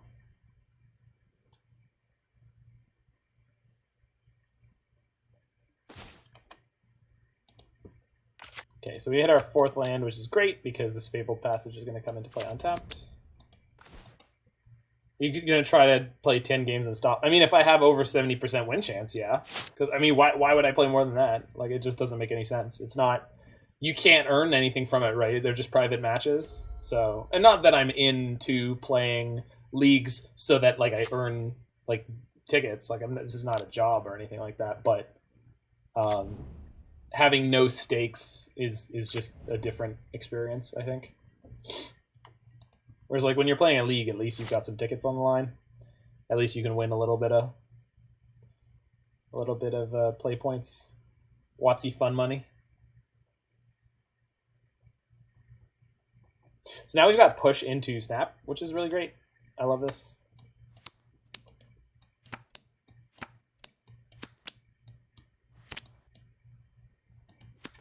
Dead of Winter is great. And I'm okay to draw more lands. So it's really never a big deal whether you fetch before playing a draw spell or not for most parts of most games. But it's always worth considering, I think, whether or not you want to fetch at what point. They're paying the Echo. Okay. So... okay. I'm really tempted to throw my push here at the War Marshal, I guess, but no, we're not going to do that. We're just going to take this. We just got to stay shields up for their combo, so we are going to play Wrenn and Six this turn and pick up that land, and then we'll have push ready, and then we should be able to die there, because the way the combo functions, they won't be able to get around my Fatal Push. And then we'll also be able to most likely defend our Wrenn and Six, and then the next turn we can Dead of Winter if we need to do it that way. So we'll go red, green, Wrenn and Six. Love that card. Love that content producer, the one and only Andrea Mengucci. Taught me everything I needed to know about playing Legacy. Actually, no, but he is a great Legacy player and made a bunch of wonderful Legacy content. Snoop. Okay. So this is fine because this doesn't have an activatable ability, so we can wait for them to play the Boggart Harbinger. And at that point we'll see what they're up to. They do have the Aether Vial, which is going to go up to 3, and then they're going to draw the Goblin Matrons, so they can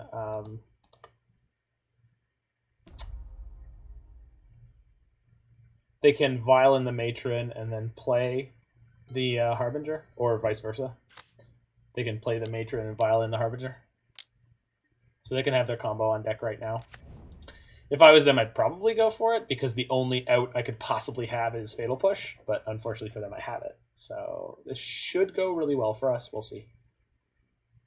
And then on our turn, we're just going to go Dead of Winter and then ping their remaining token, because they're going to get the token off the Mog War Marshal dying for reals. Boil on top. I am glad that's going to get shuffled away. And they're going to put a nigh useless Kiki Jiki on top of their deck. What are they fetching for right now? Just in case?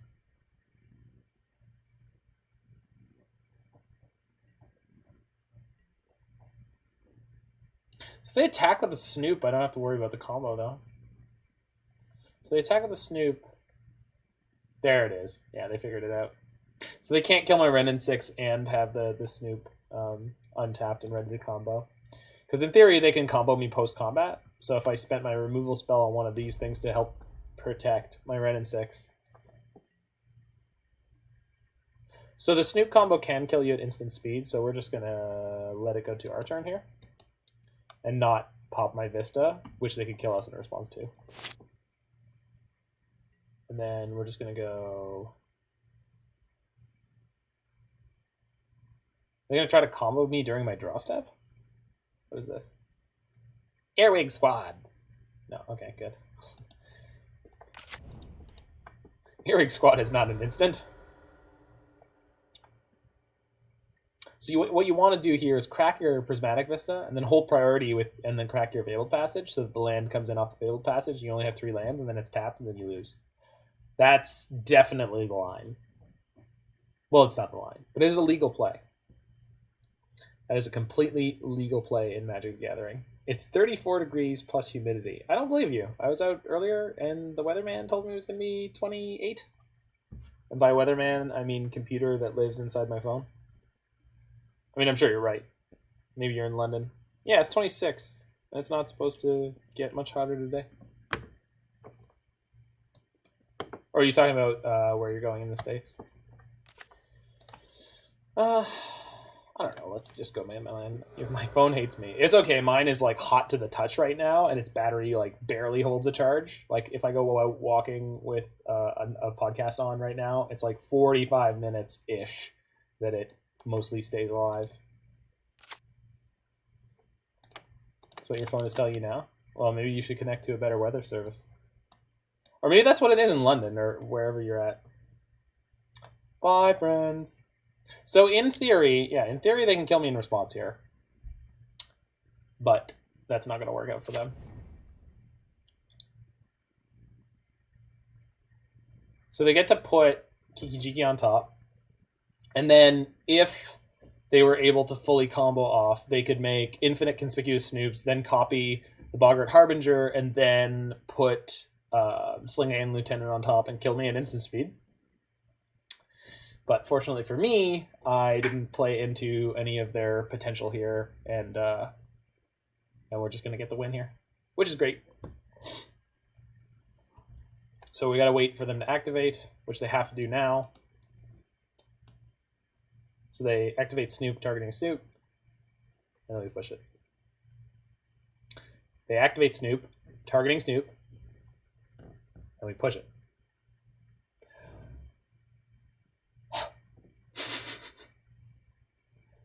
Please. There you go. Bye, friends. Thank God for my 3-mana Wrath of God. I love Dead of Winter. I love Dead of Winter so much. I am so glad we got this combo-centric meta back. Oh, it's like an 8-for-1, and the top card of their deck is Kiki-Jiki. Like, I love it. What a massacre. It's actually only a 4-for-1. And the Matron drew them a card, so... But thanks to things like Wrenn and Six, we're way ahead already.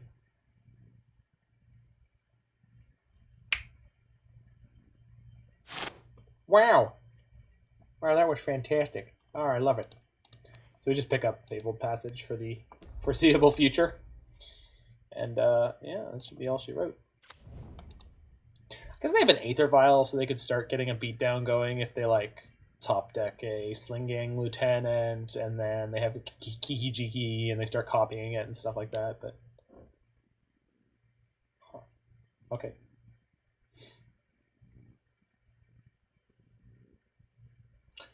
Yeah, so there's a Kolaghan. So what we're going to do is we're going to spawn by grabbing... Because this could go up to 5 next turn, which would be problematic.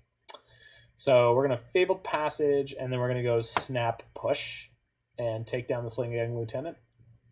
I guess it's okay to let them have the tokens, because the only thing... Any thoughts on Triomes outside of Scapeshift decks in Modern? Yeah, they're fine in 3 and 4 color control decks in Modern if they are playing Mystic Sanctuary or otherwise. The Mardu deck I played against earlier, they were playing one of the Mardu Triome. Like, Triomes are fine. I think they're a good 1 of in a 60 card deck, or you could have like 2 of in an 80 card deck. They're fine.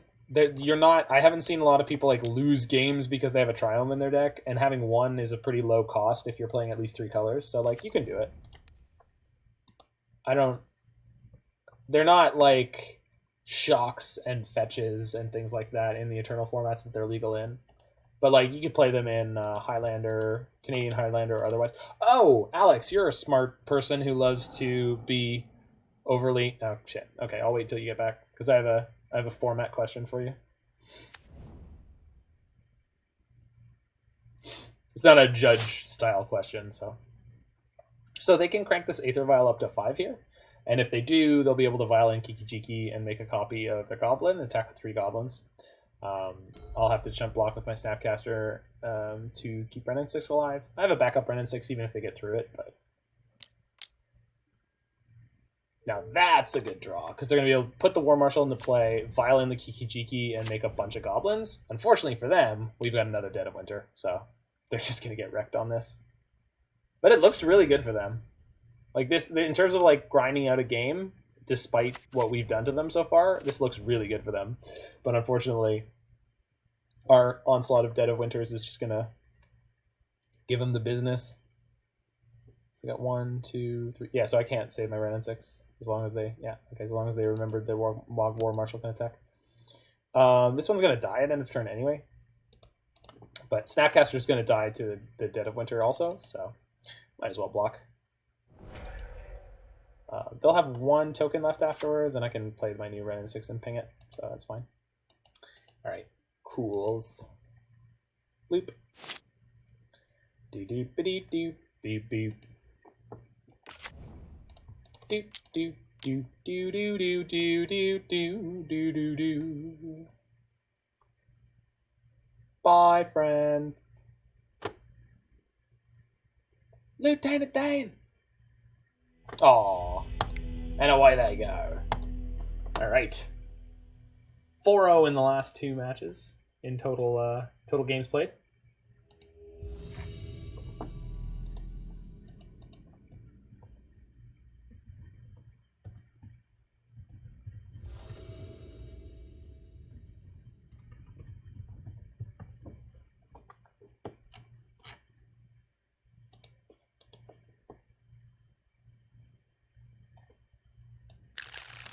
Yep, that's a keeper. It's not a great hand, but this is a keeper.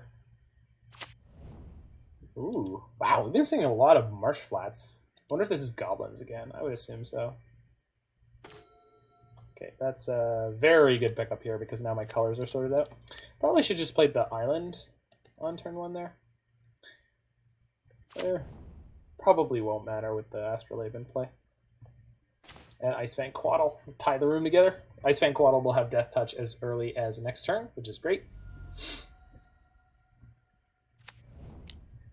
Opponent was last seen on Gruul mid-range, but they are clearly not playing that right now. Bab. Yep, so Bob's going to get to draw them at least 1 additional card, which is fine. Then we'll get to kill it with Kolaghan's Command, I hope. In the main phase, Ice-Fang Coatl, do I really think... if they get me with a Skelemental here, it's going to really suck. But then again, I'll at least get to trade Ice-Fang for Bob if they attack with Bob and the Skelemental, so... I'm assuming this is some kind of Skelemental deck. Well, that's a pain in the ass. Do I want to force this? No. Not really. Just play the Coatl. I kind of want to force it because then it guarantees that I get to K-Com the Dark Confidant. But instead we'll just Coatl, and then if they have Bolt or Push here, then we get a little beat up. I guess if I could draw a different blue card. There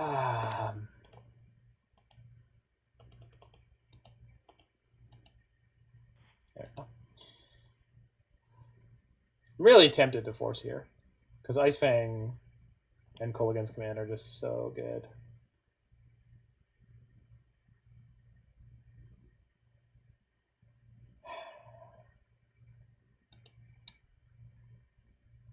I guess they're making me discard my Kolaghan's Command, so in theory I get to flash it back. I don't know about this one. This is definitely an awkward spot to be in. If they have Fatal Push or Lightning Bolt here, then it's going to be pretty frustrating. Took the Snap. They have another discard spell for the K-Con? Would be my guess. Because you can't leave the Kolaghan's Command and put the Snapcaster in the graveyard. Okay. Interesting. I wonder if they realized what they've done. Maybe they have a Skelemental for next turn? Because they potentially missed their land? No, okay. Mardu nonsense. Got it. Alright, well. Return target creature and deal 2 damage. That one. That one. Do you want the Ice-Fang or the Snap? Guess I want the Snap.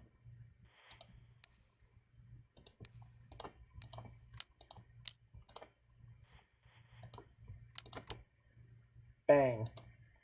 Twofer. From downtown.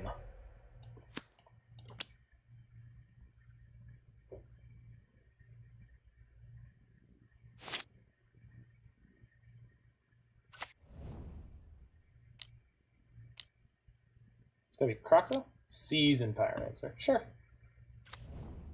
That's a card.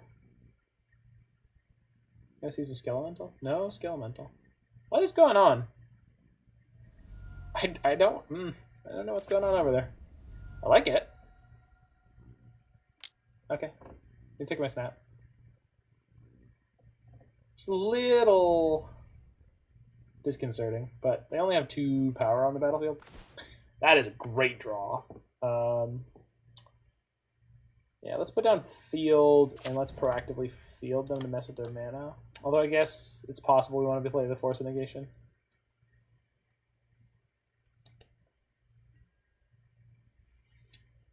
Yeah. It's possible we want to play Force of Negation on their turn. And I have nothing to pitch to it, so.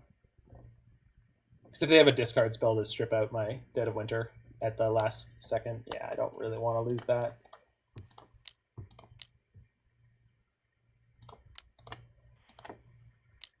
Dude.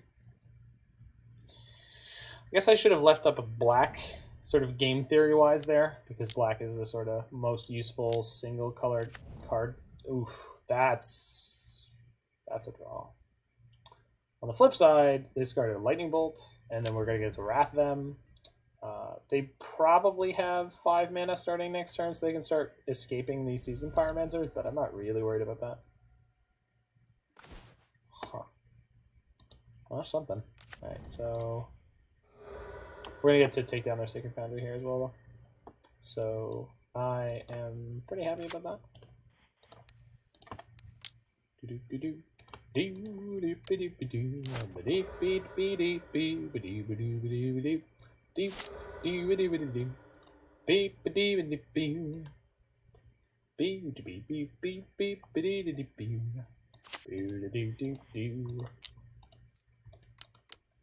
Bye, friends. Everybody freeze. All right, guys, chill. Anyone? Batman and Robin? God, I love that movie. Bolt me. You have another Season Pyromancer? Jesus. Just chaining Season Pyromancers nonstop. Unearth. Yeah, that'll do. That's a yikes. Alright, I would like to draw a payoff style card now. That's not really one of those things. But it's alright. I do get to Field of Ruin them again, and their last Field of Ruin fetch was pretty unimpressive, so me, Pomegranate, Blueberry, Gooseberry, Yogurt. Wow. Sounds good. Alex, if I was to propose to you a format called American Highlander, and I was to tell you it was Canadian Highlander, but with Modern being the starting point rather than Legacy, do you think there are any cards that should be banned from that format?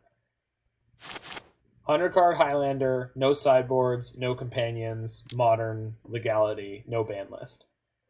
Is there anything that should be banned? Smiting Helix. Alright. Opponent is cooking with propane over there. No? Yeah, that was my instinct too. Like 1 Jite, even with 1 Stone Forge.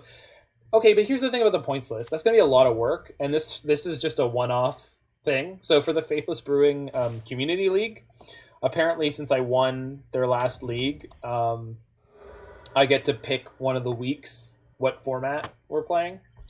And so this was like something that someone suggested that I'd come up with earlier, and I didn't really like formally think it out or anything. I guess I should main phase this Coatl in case they have a discard spell. All my payoffs are playable with the amount of mana I have.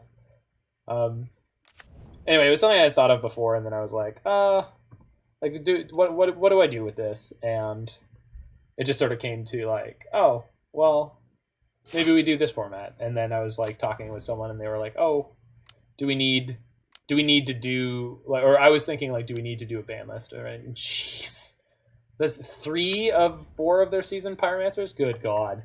I want to nuke this Castle Loch. Might as well do it now. Might as well go for a soda. Might as well go for a soda. Nobody hurts. Nobody's crying. You'd play Sultai Delirium in Modern Highlander? Why? Not that that's bad. That's obviously an okay deck to be playing. I'm just curious about why you snapped on that. Like, it sounds good. I just don't... Wouldn't be my first instinct. I don't know what my first instinct would be. Smiting Helix, sure. Yeah, alright, that's fair. Whew, this is gonna be trouble. Yeah. We really need to find something fast. And like Jace the Mind Sculptor doesn't do it on its own because, well, Jace into like Dead of Winter would be alright. Snap. Snap's no good.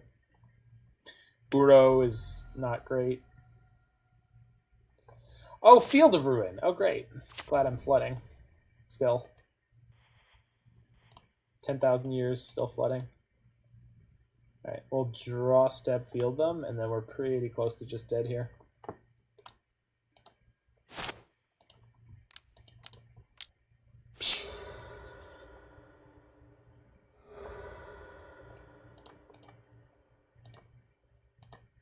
With Wargate. Yeah.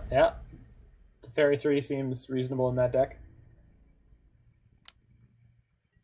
Alright, so if I draw a trophy, we can take care of this Liliana Veil, but... Ah, I got a redraw. Cryptic? Cryptic could be fun. That is sad. I could mill an Uro. Drown. Oop, not good enough. Alright, we are almost dead. We get a couple of draws next turn. Oh, wait. No, we're going to 1. Forgot about the millions of pyromancers in this game. Okay, we're going to 1. Against a deck that has burn spells. Great. I guess they could kill my Royal Scions instead. Yeah, they're going to put me to 1. Good for them. Am I dead? Yeah. Of course they drew the perfect. Maybe a Valakut deck? Yeah. I mean, Valakut's definitely going to be something that people play, I'm sure.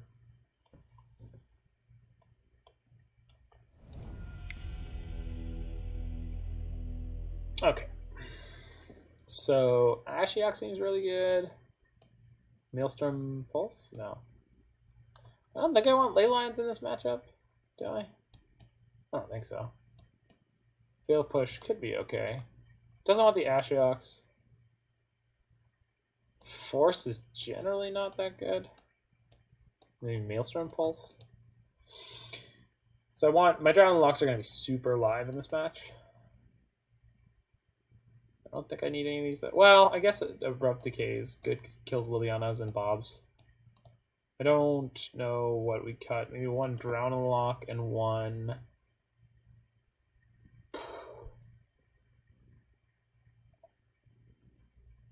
One Dead of Winter? Yeah, because Dead of Winter deals with other creatures but doesn't deal with their planeswalkers.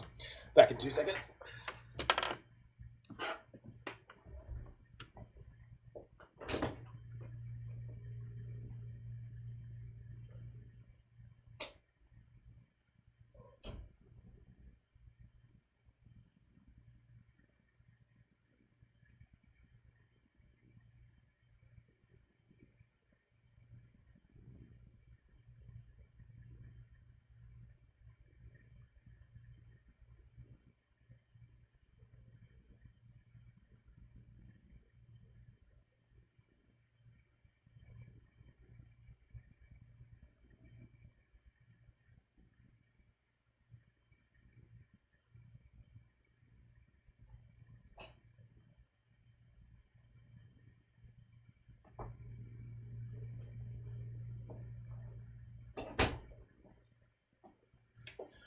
Okie dokie. You gotta play Valakut with blue, Alex, so you can play Teleria West.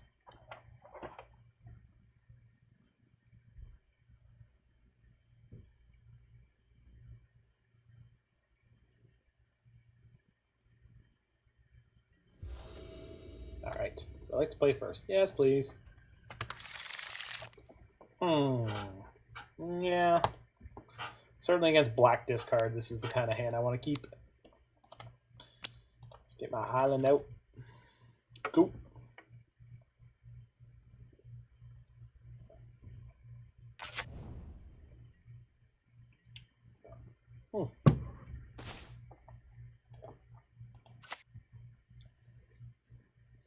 How good is the Snowman? As a 1-of, he's actually kind of nuts.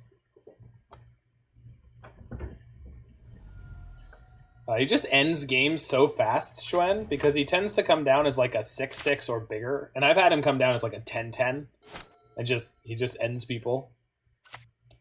So like it's pretty damn good.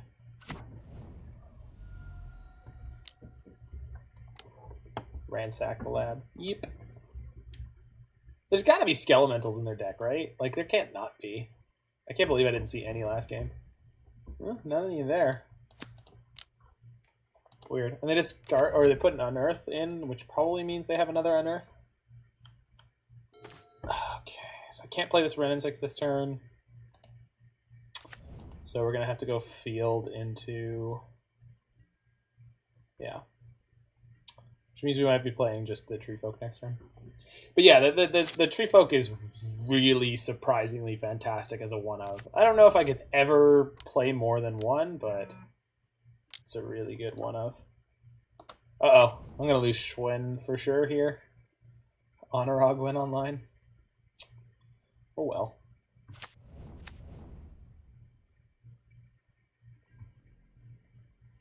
Likely play every color but black. Yeah, I'm gonna play every color but white most likely, as is my way.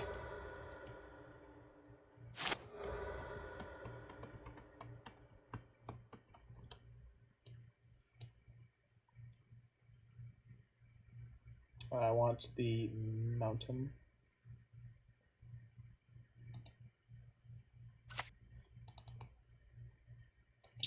But I can't play Wrenn and Six and Trophy here. So I might just play the Treefolk and tap down their Pyromancer. And having a 5/5 in play seems good. Oh, 6/6, because it counts itself. No, I'm playing my boy. The opponent's currently reading. And this has Trample, which for some reason, I think it's because the first version I ever owned was German. So, and my eyes just glossed over the fact that it had Trample. It's freaking huge. Let's play a 4-mana 6/6. This doesn't untap next turn. Cling to Dust, sure. Like, what a monster. Bring on the Skelemental, friend. Bring on the Skelemental. That'll actually kill it, but... Proxa, sure. I could discard one of these trophies. I played that card in Legacy if it was uncounterable. I saw one of the first people who was like really successful with snow piles was playing one of Abominable Treefolk. So, but the thing is, the snow decks in Legacy also play well, actually, they only play like 2 duels, right? 2 or 3 duels. Ransacks the lab, puts Bob and Blackleaf in their graveyard. And they've got a lot of cards still. Good lord. But I can play Wrenn and Six and... Oh! Yeah, or that. I could just put them very close to dead this turn, huh? It's probably the right thing to do. And then if I... Yeah, I can leave up Trophy in case they have Skelemental. Yeah, it seems good. Bye, friends. Oh, we're gonna get them. The Dirtly Snow deck's going on the beatdown. Hi, you guys. Oh, I guess Croxa's coming in, but then I'll just trophy it, and if that's their only plan, they lose. That's actually really funny. That's really, really funny. We'll see. Okay. But that doesn't... Alright. This is not good enough. They gotta find Fatal Push, and they have to find a way to get Revolt online. I guess they could kill the Treefolk post-combat, but the Treefolk is going to be an 8/8 next turn. So this might just be the game here. But they took the first game, so... Spellbomb. Sure? Oh, that's it. Well, no, they already had a Revolt Enabler. Huh. Alright. See what happens.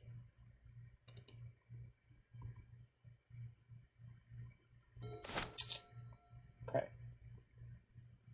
So we're going to play Wrenn and Six and try to pick up my Fabled Passage. And if I'm allowed to do it, it means I can play Jace. And even if I can't, I'm just going to play the Snow-Covered Forest and then be able to win the game that way. I suppose alternatively we could just try to kill them. But I think they have to have the Fatal Push here. I'm going to play as if they have the Fatal Push. So I'm not going to overcommit on actually trying to kill them here.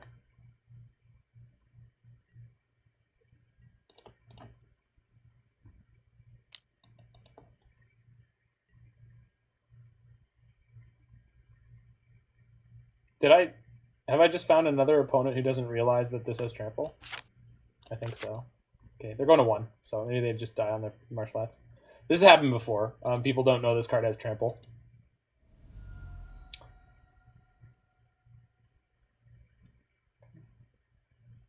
So I just got punished for not playing my land before combat, but I'm okay with that. Like, they're at 1. I guess they're playing Smiting Helix, they showed me last game, but I'm just going to play Jace and then Fate Seal them. This should be too much for them to beat. It's funny, Wrenn, because this is just not... It's not the first time this has happened. This happens a lot. No, nobody knows what this card does. Marsh Flats on top. No, that's fine. You're at 1. So if they have a Smiting Helix in their hand, they have to like cast it in order to get it going on. So, see what happens. Crack your Marsh Flats. Oh, rats. Bolt. Sure.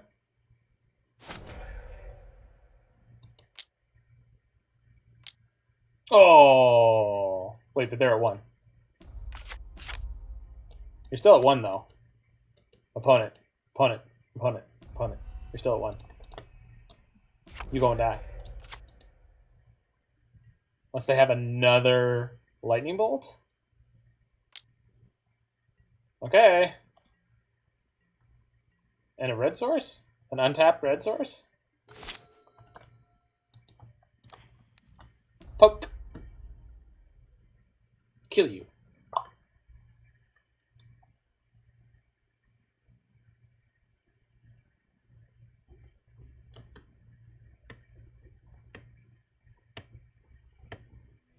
Nice. Yeah, Wrenn, that happens enough.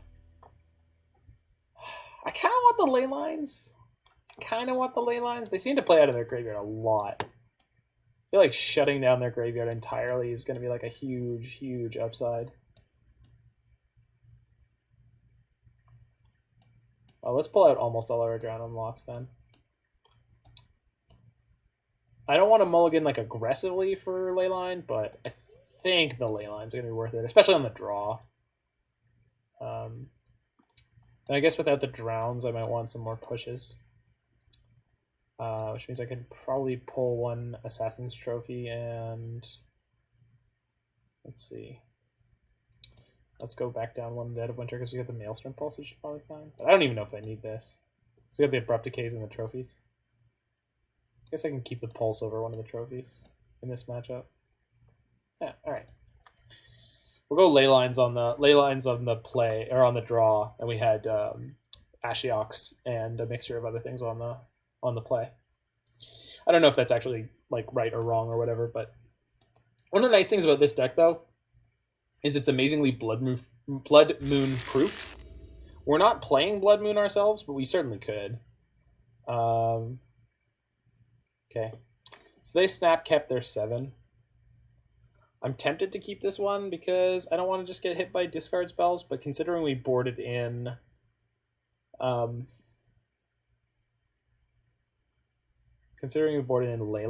I'm pretty sure I'm supposed to mulligan here. Because I think in 2 opening hands, there's like a 60-something% chance that you have a Leyline. But I'm going to keep this. It's not great to have to like draw your Leylines and cast them later, but this hand is really good. It's not great because it's triple tap land, but we could always draw an untap land on turn 1 or 2. Being on the draw. Okay, so they've got that. So Wrenn and Six is going to eat it, which was one of the best parts of this hand. However, Fabled Passage into Fatal Push is also good. And we have 4 Wrenn and Six in the deck for this reason. Wrenn and Six is like one of the most frequent early... Jeez.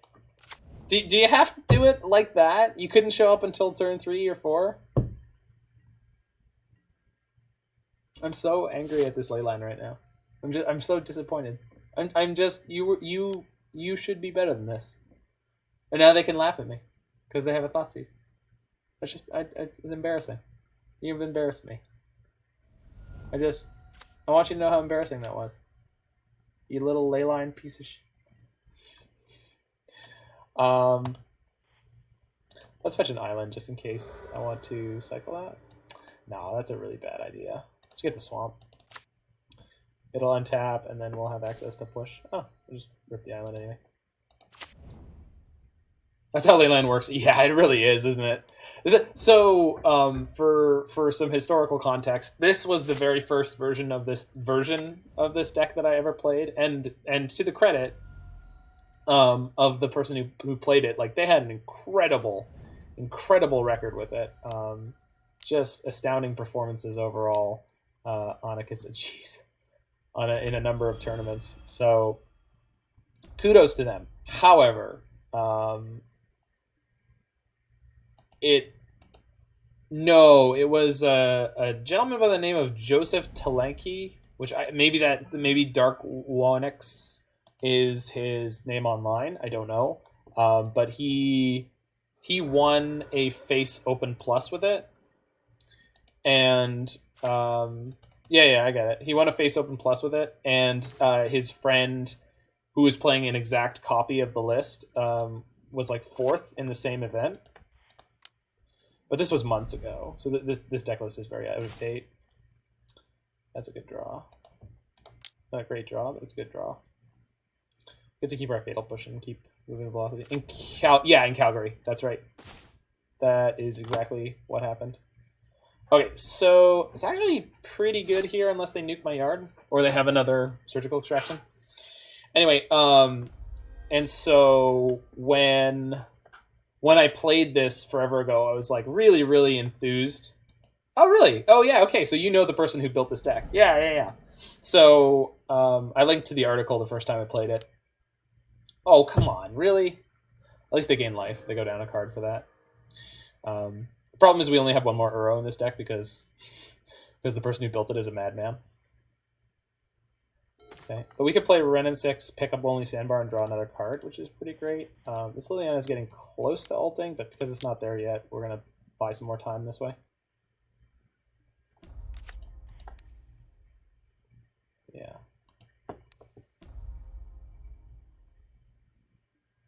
We do have to find an answer for this Liliana, but we are packing plenty of those. That's not really an answer for... Well, we can keep pinging it with Wrenn and Six and then just start going off on cards with Jace. So this should be okay. Anyway, so since that point, I iterated on the list and I was following along the meta. It seems like most people have switched to a Mystic Sanctuary configuration. And that this thing is kind of... It was like a crazy thing for one weekend, but it was really a product of a very specific narrow meta that was heavily focused on Titan and Red Prowess. And then just like a little bit of like Dredge was in there too. That is a little frustrating. Actually, it's not too bad, is it? Well, we'll see. So Liliana can ult us next turn, but then they lose the Liliana. So the question is, am I willing to trade my Wrenn and Six for delaying that for 1 turn?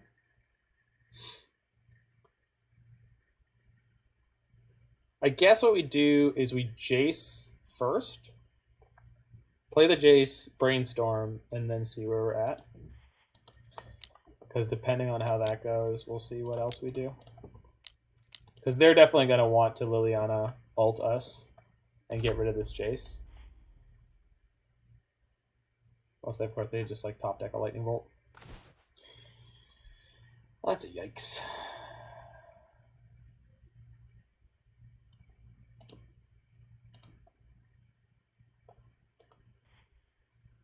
So I can play this, pick up a Lonely Sandbar, second a Lonely Sandbar, and keep getting value. Yeah. I think we're okay with letting them Liliana ult here, to be perfectly frank. Splitting up my permanents in half is not really going to do that much to me. I'm going to get to keep a good Planeswalker and probably a couple lands. We'll see how they split it.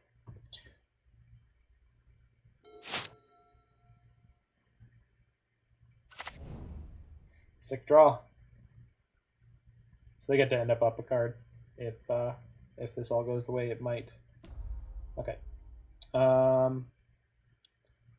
Do I do this first? I think so. So I'll respond, get my island, cycle my sandbar, and then just let them split it up. It's just weird because I don't want to choose the wrong pile and then have to lose based on that. So we're basically gonna keep the Jace at most costs here. That's a good draw. All right, what do you got? So let's make sure that we read the text carefully here. So the text on Liliana is going to be separate all piles, and then that player sacrifices all permanents in the pile of their choice. So whichever one I choose, that's the one I'm going to sacrifice all of.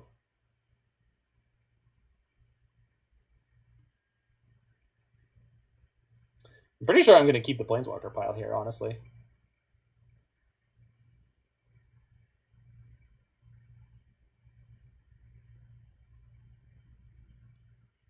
This Planeswalker pile is completely bananas, right? Obviously, if they like chain bolts, it's really bad for me. But I think we're gonna keep this. Remember when I had the one white Leyline in my Miracles deck in Legacy, my opponent forgot and ulted Liliana. Yep. Yep. Yep. Liliana, and there was another one. I think it's Fact or Fiction is the opposite. Oh, and Gifts Ungiven. Gifts Ungiven, you choose the pile that goes to their graveyard. Alright, so let's pick up an island. Play this Astrolabe.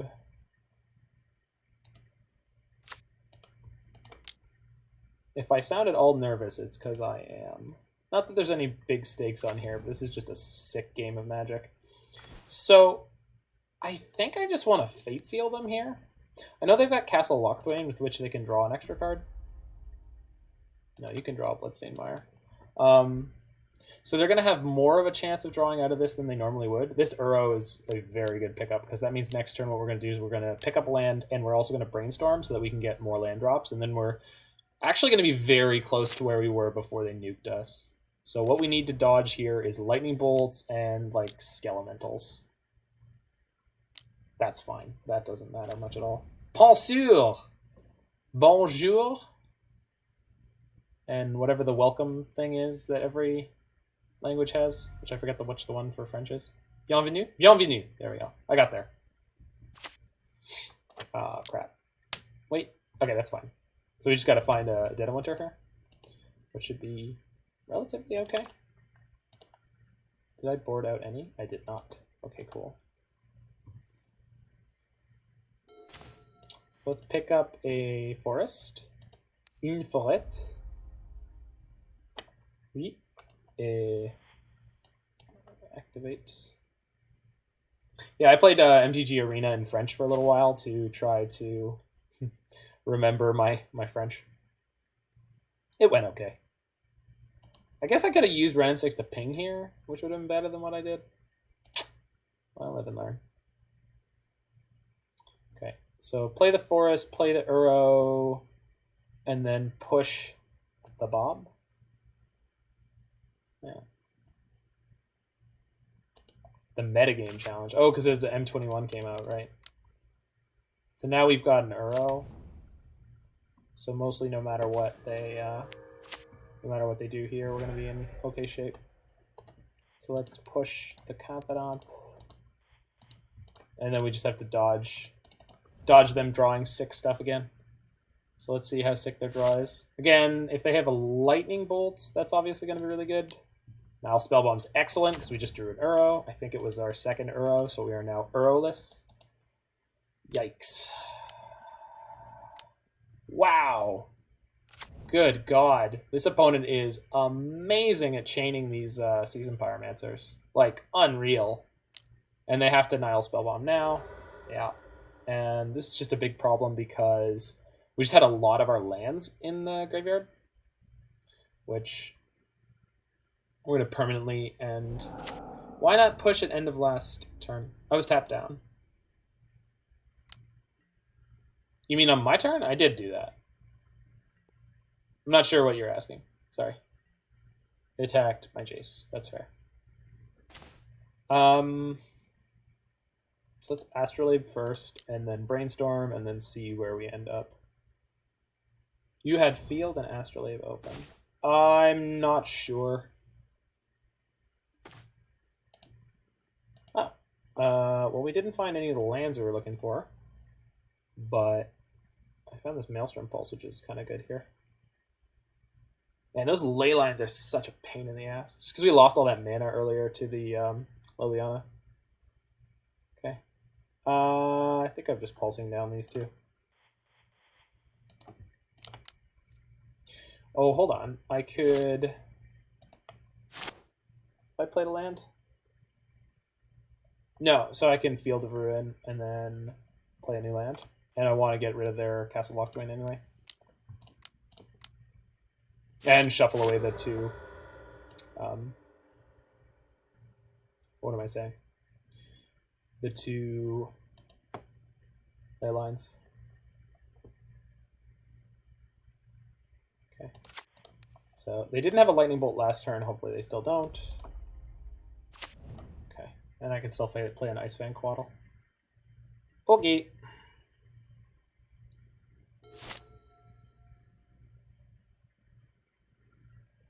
I want a Combat. If they have a Fatal Push, they do get to kill my Jace here, but yeah. Let's see what they got.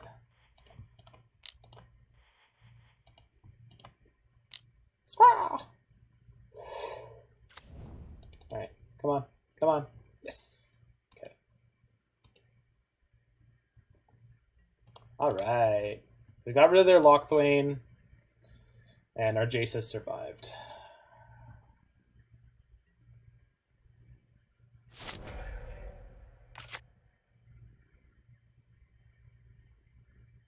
Jeez. Or not. Okay.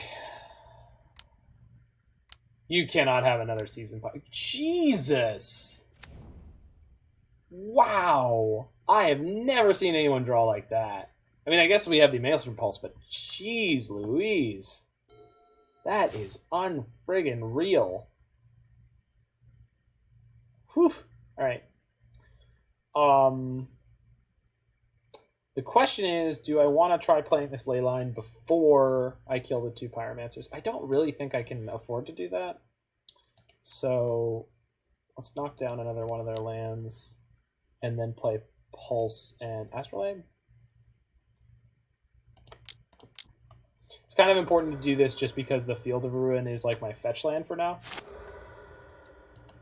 And we are more likely to keep hitting lands longer than they are.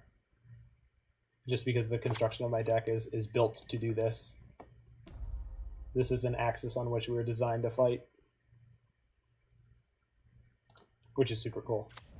I guess I could just keep up Cryptic here in case they play something pre-combat. But and then next turn we can Leyline plus... Yeah. Next turn we can Leyline plus Maelstrom Pulse. Yeah. Okay. Maybe we try that.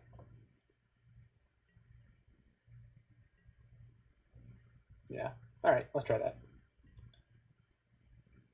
If we Leyline, we can't keep fielding them though. That's not how Leyline works. Leyline only affects your opponent. It's basically like a curse.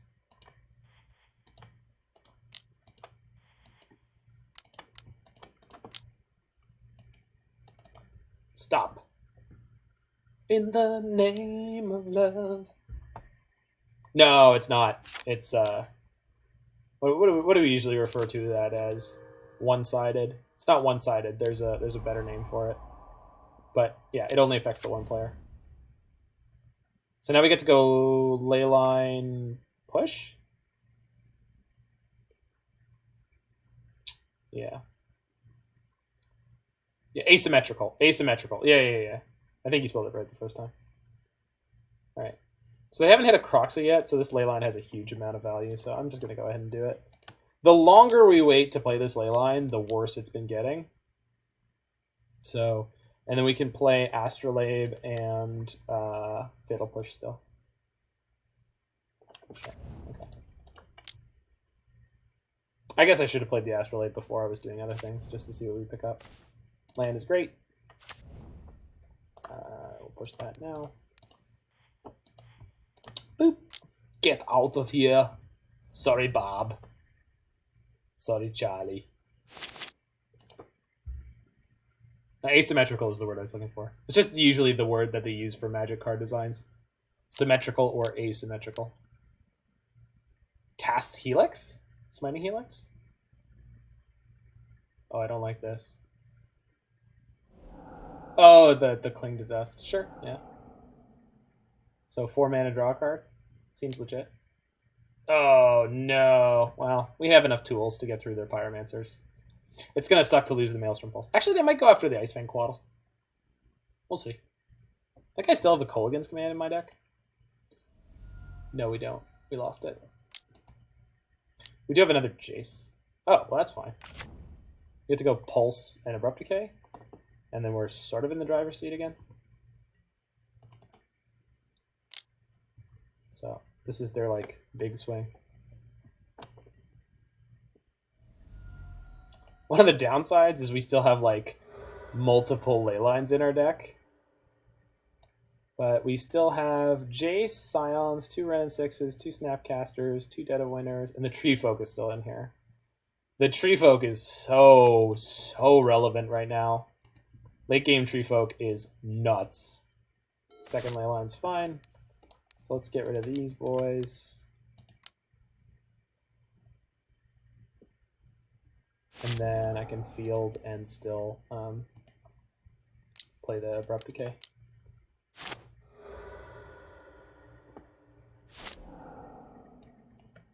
I have one more snow land in my deck. Are they out of cards? No, not yet.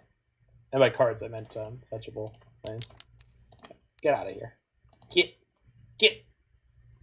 Okay. They do have a Seasoned Pyromancer in their graveyard, but that's okay. If they draw a Liliana, we have a Leyline to discard to it, so we're mostly going to be okay. Crocs is not overly scary. Okay, Bloodstained Mire is nice. What is their last card? Jesus toe-tapping Christ. That is all 4 Pyromancers this game. And they still have 26 cards left in their deck. They didn't tutor for any of them. They just drew them. Sure. They got to be close to out of fetchables, though. Yeah, failed to find. Love it. Okay, it's fine. Not great, but... Oh, they have to discard to it? Oh, this is fine. They can't even fight a land off of it, so... Works for me. So, we're good here. Not great, but good. That is a good card to draw. Bob, baby. See you. Alright, super awkward here. Because I want to play this Ice-Fang Coatl proactively, but with only 3 mana left up afterwards, if I draw Jace and they have a discard spell, it's just one of those like weird situations that I don't want to... Ooh. Yeah, for reasons exactly like this. Because now if I... Depending on what I draw, I could just lose it forever. So the Ice-Fang being able to trade... Alright, so we'll whatever we draw, we'll bite the bullet and lose it, because putting the Ice-Fang into play means that their Seasoned Pyromancer is currently blanked. Okay. Yeah, I'll lose the second Coatl, is fine. We just need to be careful of time. All I gotta do is hit a Jace or or the Treefolk or Royal Scions. There's plenty of great cards that are just gonna end this game relatively quickly. Really? Oh, they've set the second Seasoned Pyromancer. That's what they're up to. Up to something. That'll work. That will fly, because this Field of Ruin can start hacking away at their Blackleaf Cliff. We're going to force them to do the thing in response, which they wanted to do anyway, but yeah.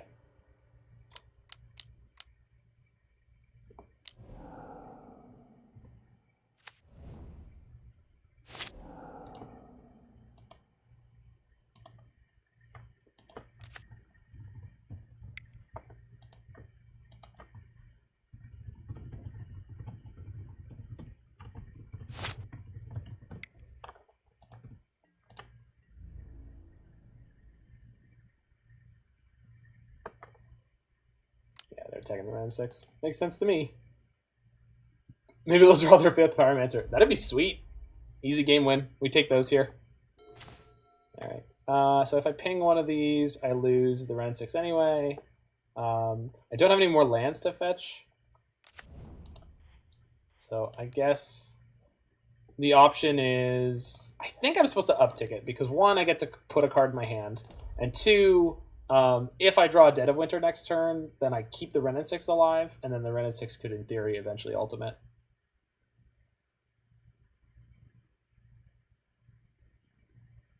Yeah, this game is really, really, really tight right now.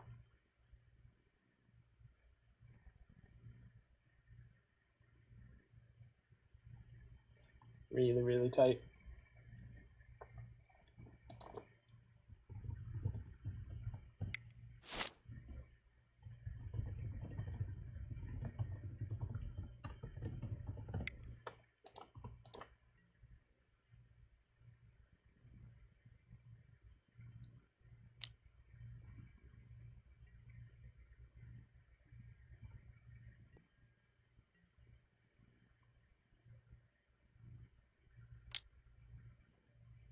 Yikes. It's not actually bad, but I'm going to take 3 damage for it.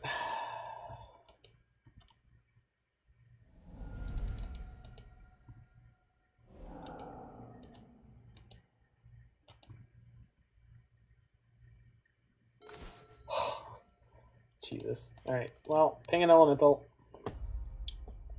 Hold the field. Pretend that I have a card. Pretend that I have a relevant card in my hand.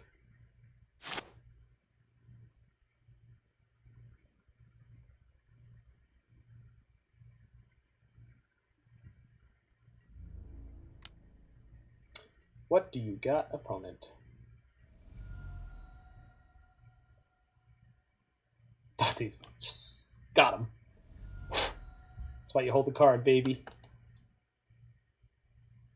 Alright, that's another reason to hold the card. Hello. Hello, Clarice. The Royal Scions will see you now. Good stuff. Oh, that's some good stuff! Alright, what do we got? Trophy, Abrupt Decay. Nothing particularly good. Fatal Push. The fatalist of pushes. But Snapcaster is a 4/1 first strike trample. So.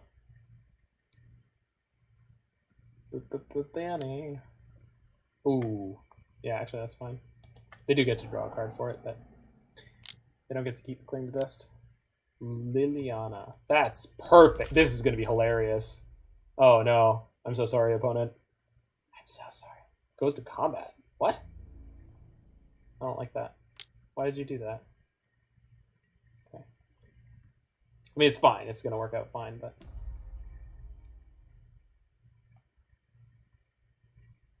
What? Oh, they want their last card. I see. Snap. Snip snap, baby. Target the Abrupt Decay. Oh no. Surgical, sure. This is a 4/1, so it's going to kill her anyway.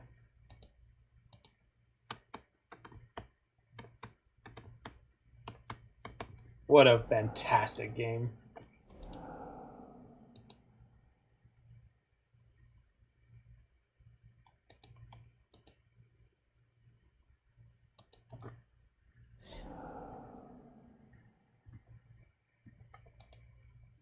Let's see what we draw here. We might deck. I mean, technically it's a concern, yeah. But I'm not worried about it at the moment. Like, the only way we deck is if, like, Jace and the Treefolk are on the bottom, like, 5 cards, I think. The Treefolk comes down as a 6, 7, 8, 9, 10, 11... 11, 11? Treefolk comes down... Oh, it's a 12, 12. So...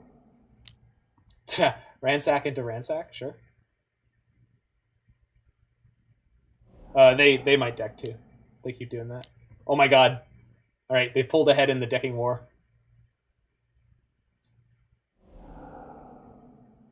Okay. Yeah, they're poking my Scions to make sure it doesn't ultimate, which is fair. We're just going to plus with it to loot here, most likely. Yeah. This doesn't get anything, so we're going to discard it for sure. Second snap, perfect. Second snap gets trophy or fatal push, whichever one we need. So I think we're okay here. I have decked with this deck before. This is a decking deck.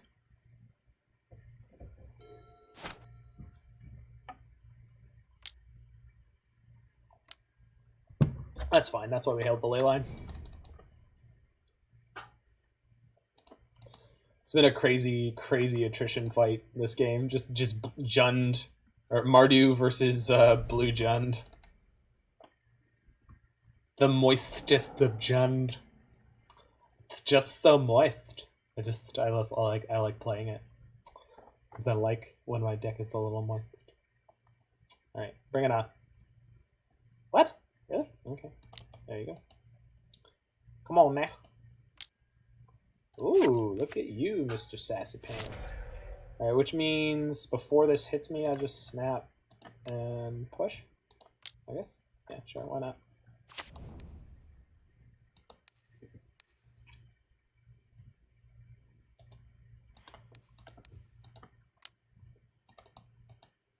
And then snap is a 4/1 beater.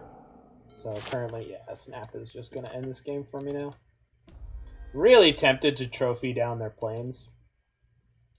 Just because it would completely lock them off of white mana. And I don't think there's any like A-side spells that they have that require white mana. But this Scions is now threatening lethal very quickly. On Earth. Sure. Doesn't matter. That's just going to eat it. See ya. Bye, friend. My deck is like all gas right now, and I don't think theirs has been brought to the same level of consistency, so I think we're going to be good here. Oh, they scooped. They scooped! Why'd they scoop? It wasn't over. I was only going to put you to 5. Alright, well, kudos to the opponent for the early scoop there. That was a good one. The thing about the IceBURG deck, good God, these leagues always end up going super long. Before I start the last match, I'm just going to run a quick kick the Moto client really quickly. So we'll be back in 2 seconds. I'm also going to grab myself a cup of, crap, what is it called? It's a Virgin golf player, Arnold Palmer. But there's a name for it that is associated with a different golfer that I don't remember. I will be back in a small shake, the smallest of shakes. In the meantime, let's hear Happy Homer one more time.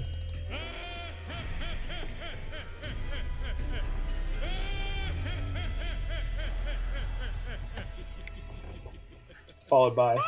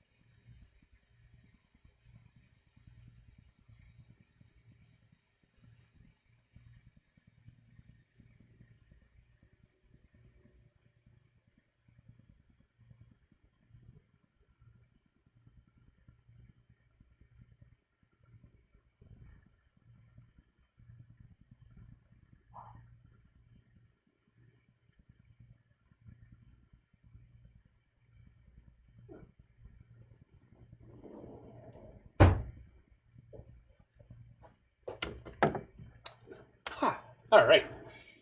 So we didn't deck, and we are on to our final round, playing for that 4-1, just like I prophesied. Just like I hoped.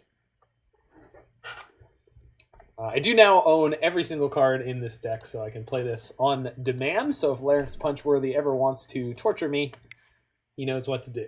Request IceBURG.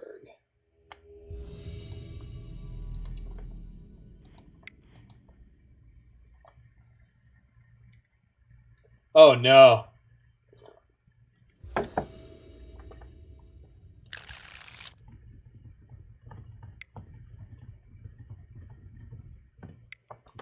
Alright, we're going to keep this. Last time I played against Ginger, we got him good with the Teamer Kennen deck.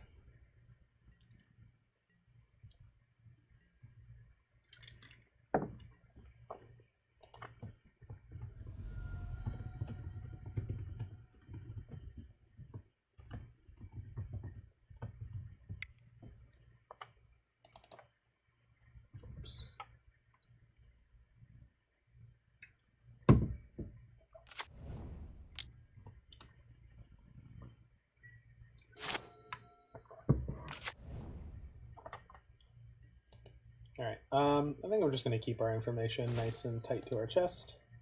Now we have the option of Drown the Loch or Ice-Fang Coatl, and we can pitch the other one to Force of Negation if they are going to play Teferi.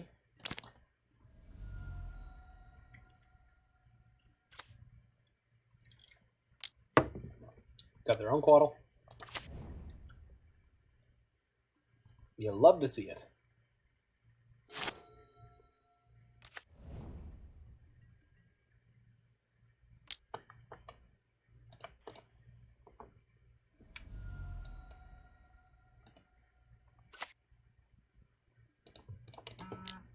Whee!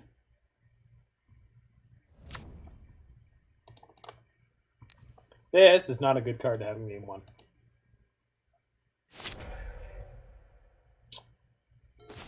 But this one is not bad. I probably should have played a Vista there because that would give me the option to hard cast Force of Negation or Drown in the Loch. Yeah, so I made a mistake there by wanting to play quickly and goofusing it up. Archmage's Charm. Shit. I think I gotta let that resolve.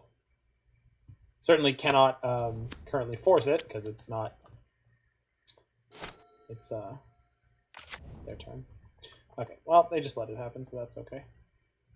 They are now up a card, and we don't have that ability, so that is definitely... yeah, I definitely set myself up for sort of a bit of failure there.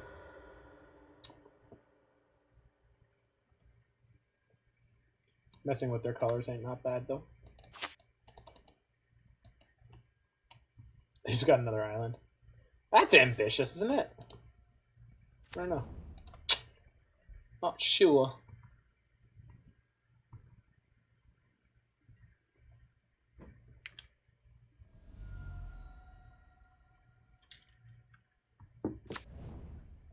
Oh, that's not good.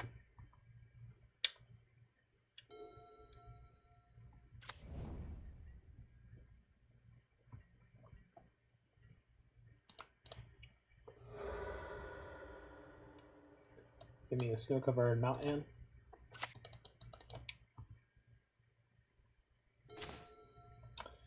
That's a good card to have. I'll probably just play my Uro here. Try to pull a little bit ahead with this on one axis of tempo. We do have the ability to force and drown on their turn, which is not bad. These trophies are not great, but they're reasonably useful here. Do they have the charm yet? They do. This is on my turn. I can't... Shit. Yeah, I think I have to let this one resolve again. They're going up to 8 cards, 9 on their turns. They have to play land plus something in order to not go to discard. They're just going to Sanctuary again. Man, this is so greedy. That's nuts. All right, we'll see what they're up to here. Wonder if they have planes plus Teferi. Interesting. All right. I think the Vista is actually kind of useful to have to pivot. They discard. Well, that's an insane pickup. All right, do something.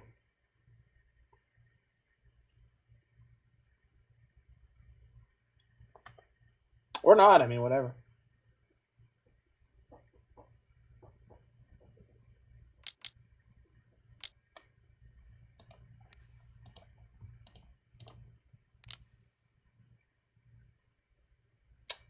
This might work out bad. Like, this can't play the trophy, depending on what they play. Yeah, that didn't work out. Nope. Okay.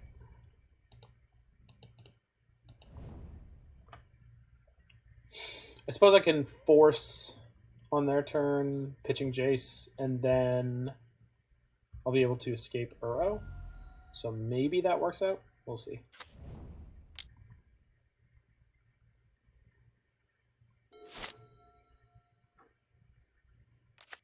That is very, very good. Playing the Force against 4 mana is like... We're just going to get Cryptic. And they're going to plus a fairy. I can trophy and maybe also be able to escape my Uro. So, yeah, let's try it. We know the way this sequence is likely to go down here. Snap. Snap Mana Link. Snap Mana Link's fine. Okay. So I need to draw double green, basically. It's not possible.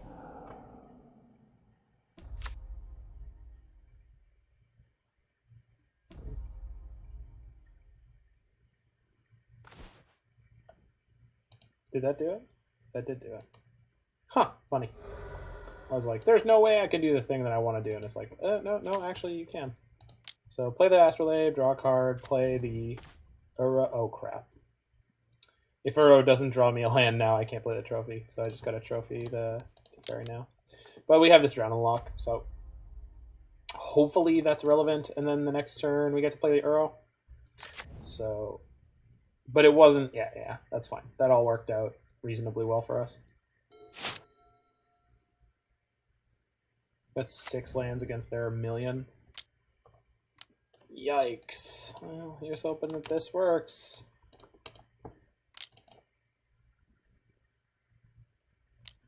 Jeez. Yeah. And then if they use Teferi to bounce their Snapcaster Mage, I'm really going to be in a bit of trouble. Although they won't have enough mana to... do anything with it this turn, so we get to trophy and Uro. So that's not too bad. Plus the Teferi. Just plus him, it's fine. Damn it. Oh, why are good players so good? Alright.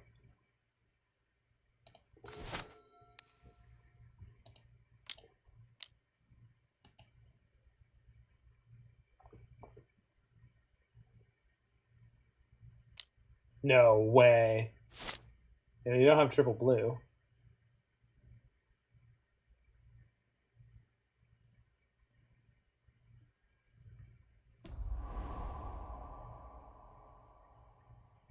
Shit. But I'm going to give it... Yeah. Oh, but I don't have to play the Coatl now. But if I... now they've got the Snap Mana Leak. No, they already Snap Mana Leaked. But if they have... No, they can't... Yeah, okay. Worst case scenario for me here is that Uro gets pathed or it gets killed on their untap, which is fine. So I don't want that. There we go. Okay. So Uro should resolve here. I don't think... Yeah, exactly. If they weren't able to counter the previous play, they won't be able to counter this, unfortunately, for me. We lost the Jace earlier on the Force, which was not great. Snap. All right. Snap. Archmage's Charm? To draw? Interesting. So they're in semi-desperation mode? Of course, they didn't they didn't fizzle at all, or whiff, or whatever you want to call it. Okay. Well, it looks like they don't have another Haymaker or anything like that, because if they had a Jace there, they could have just bounced my arrow.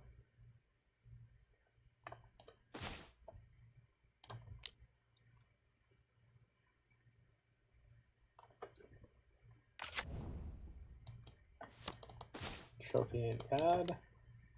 Ice-Fang. These Dead of Winters are... Oh! I mean, it's possible they have a Verdict or two in their hand right now, but it's just not quite... Okay, that's fine. I feel like generally their deck is the better version of a control deck in Modern, and they've gotten to benefit off a bunch of my Assassin's trophies, so... Okay. Yeah, sure. Let's just block this. Yeah. We have things like Kolaghan's Command in our deck, which are potentially mirror breakers, or not mirror, but like control matchup breakers. We got 10 to my 7. Well, I mean, that's good. If it's ever relevant, it will be great. Possibly.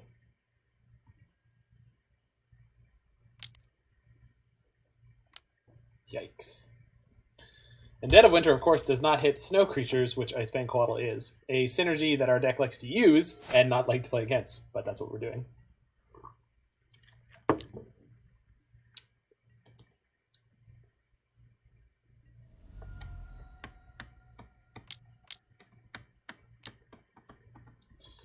Oh boy.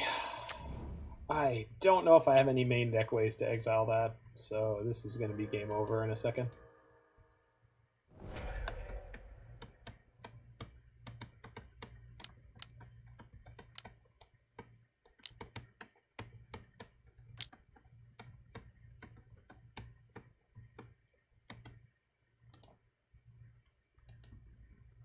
So this deck was not at the same point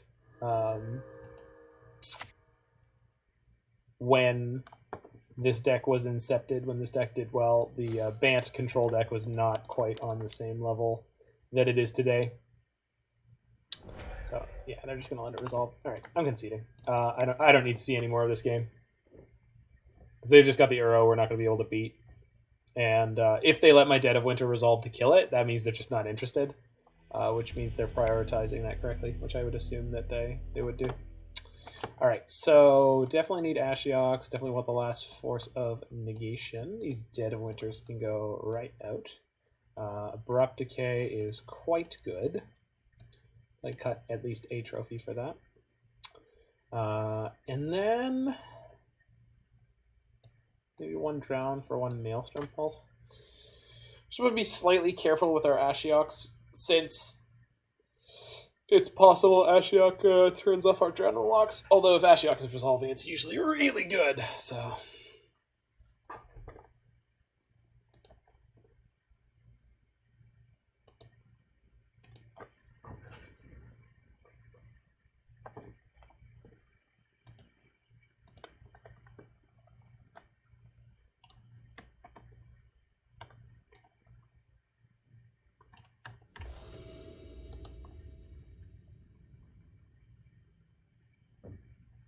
Alright.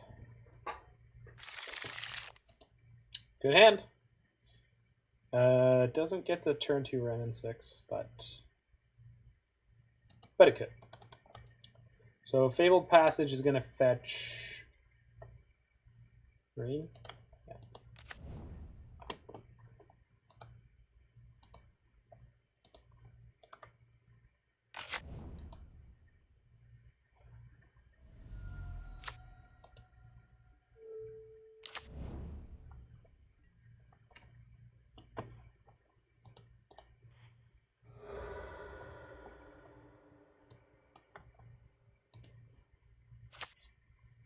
Guess what I should have done is play Snow-Covered Island into Astrolabe on turn 1 in case I just picked up what I needed there. But we'll see.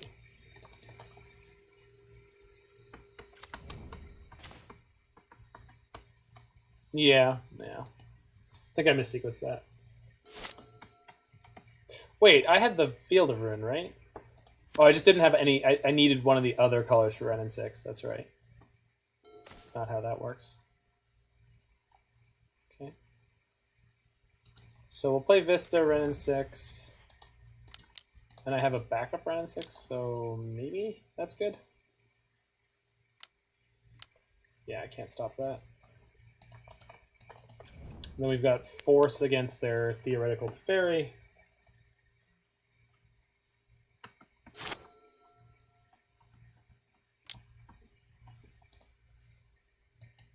Sure.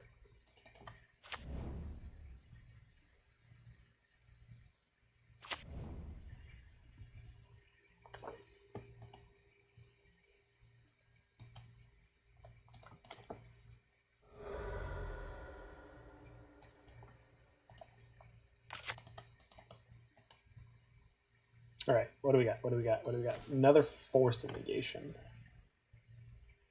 That's not bad. Means I don't have to exile the Jace. So next turn I can play Wrenn and Six and a Force of Negation. So why don't we just sit for this turn? If they play Ice-Fang Coatl, it's not really a problem. Yeah, of course.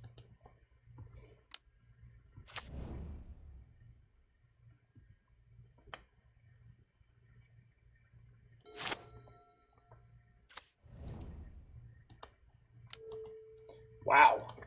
Just turbo drawing into their deck.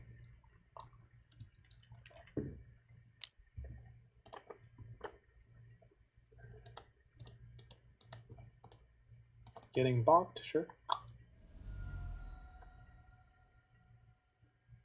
Okay. Do I want to field their field and then they can... Oh, they can't target anything if I do that.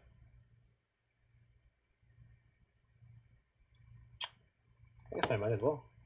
Colors work out better for me.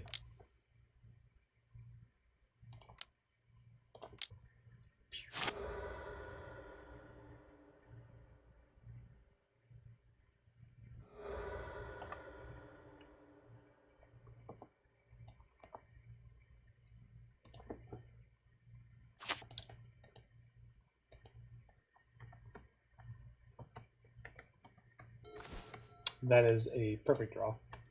Because that gives me something that is not Jace to pitch this Force of Negation. So they can play a counter here, I can play a Force, and then I have a Force for their turn. Hopefully that gets us on track. Oh, or it could just resolve. Yeah, I'm just going to pick up a land here. I'm not really worried about the Ice-Fang hassling me. Let's grab the Field of Ruin, start messing with their mana.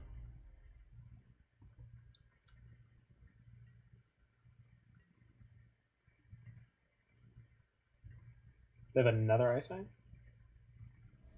They have another Ice-Fang. This is going to be a bit of a hassle. If it's Archmage's Charm, I'm pretty likely to exile it. No, just tap land. Cool. Which I can field at some point on the next turn. Yeah, you gotta poke my Wrenn and Six, make sure it doesn't go for ultimate.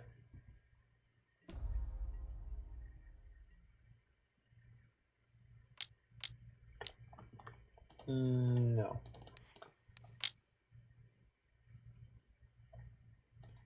Mystical Speak? Veil of Summer, thank God. Nope. Hell no.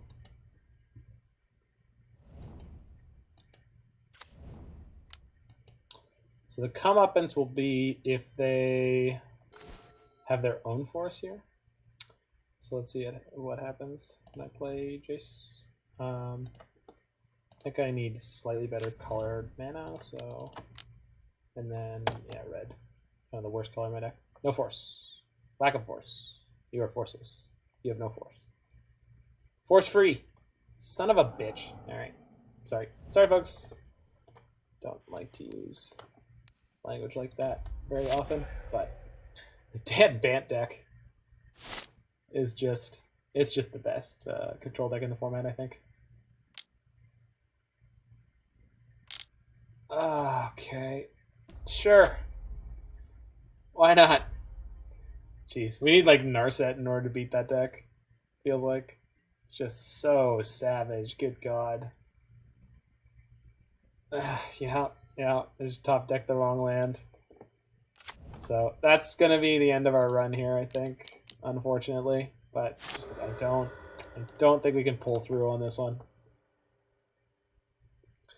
Again, the reason Bant exists is because it's just the best at what it's doing.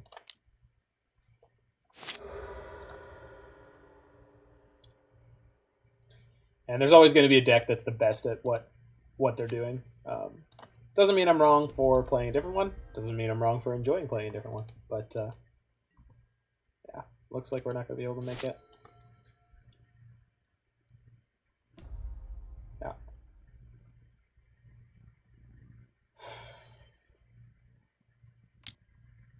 Hero of Dominaria is so strong. Yeah.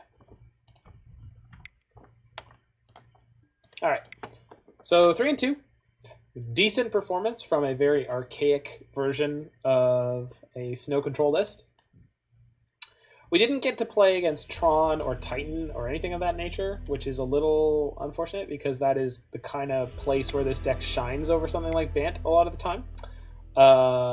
So yeah, here is the list. You will of course be able to grab it from the description on YouTube, and hopefully y'all have enjoyed this deck going up. For anyone who's live with me right now, or if you're checking this out on YouTube, I'm also going to be doing tonight, this afternoon, a Kinnan Stoneblade deck. This guy right here. So stick around if you're into seeing a little bit of that. And here are some tunes. Here are some tunes. Tunes are on the way.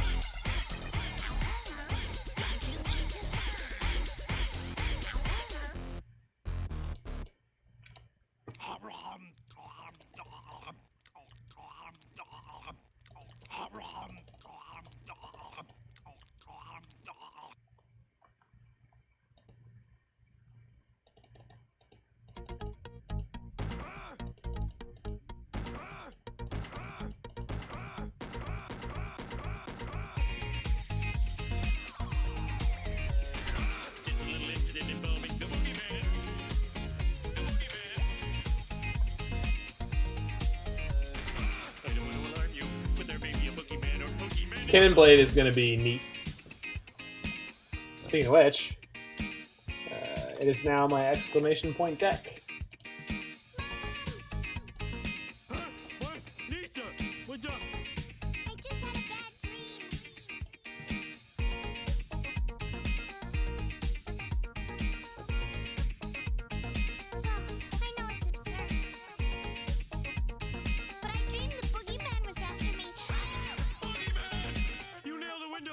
I'll get the gun! It's a little incident involving the boogeyman. The boogeyman. I don't want to alarm you, but there may be a boogeyman or boogeyman in the house. It's a little incident involving the boogeyman. The boogeyman.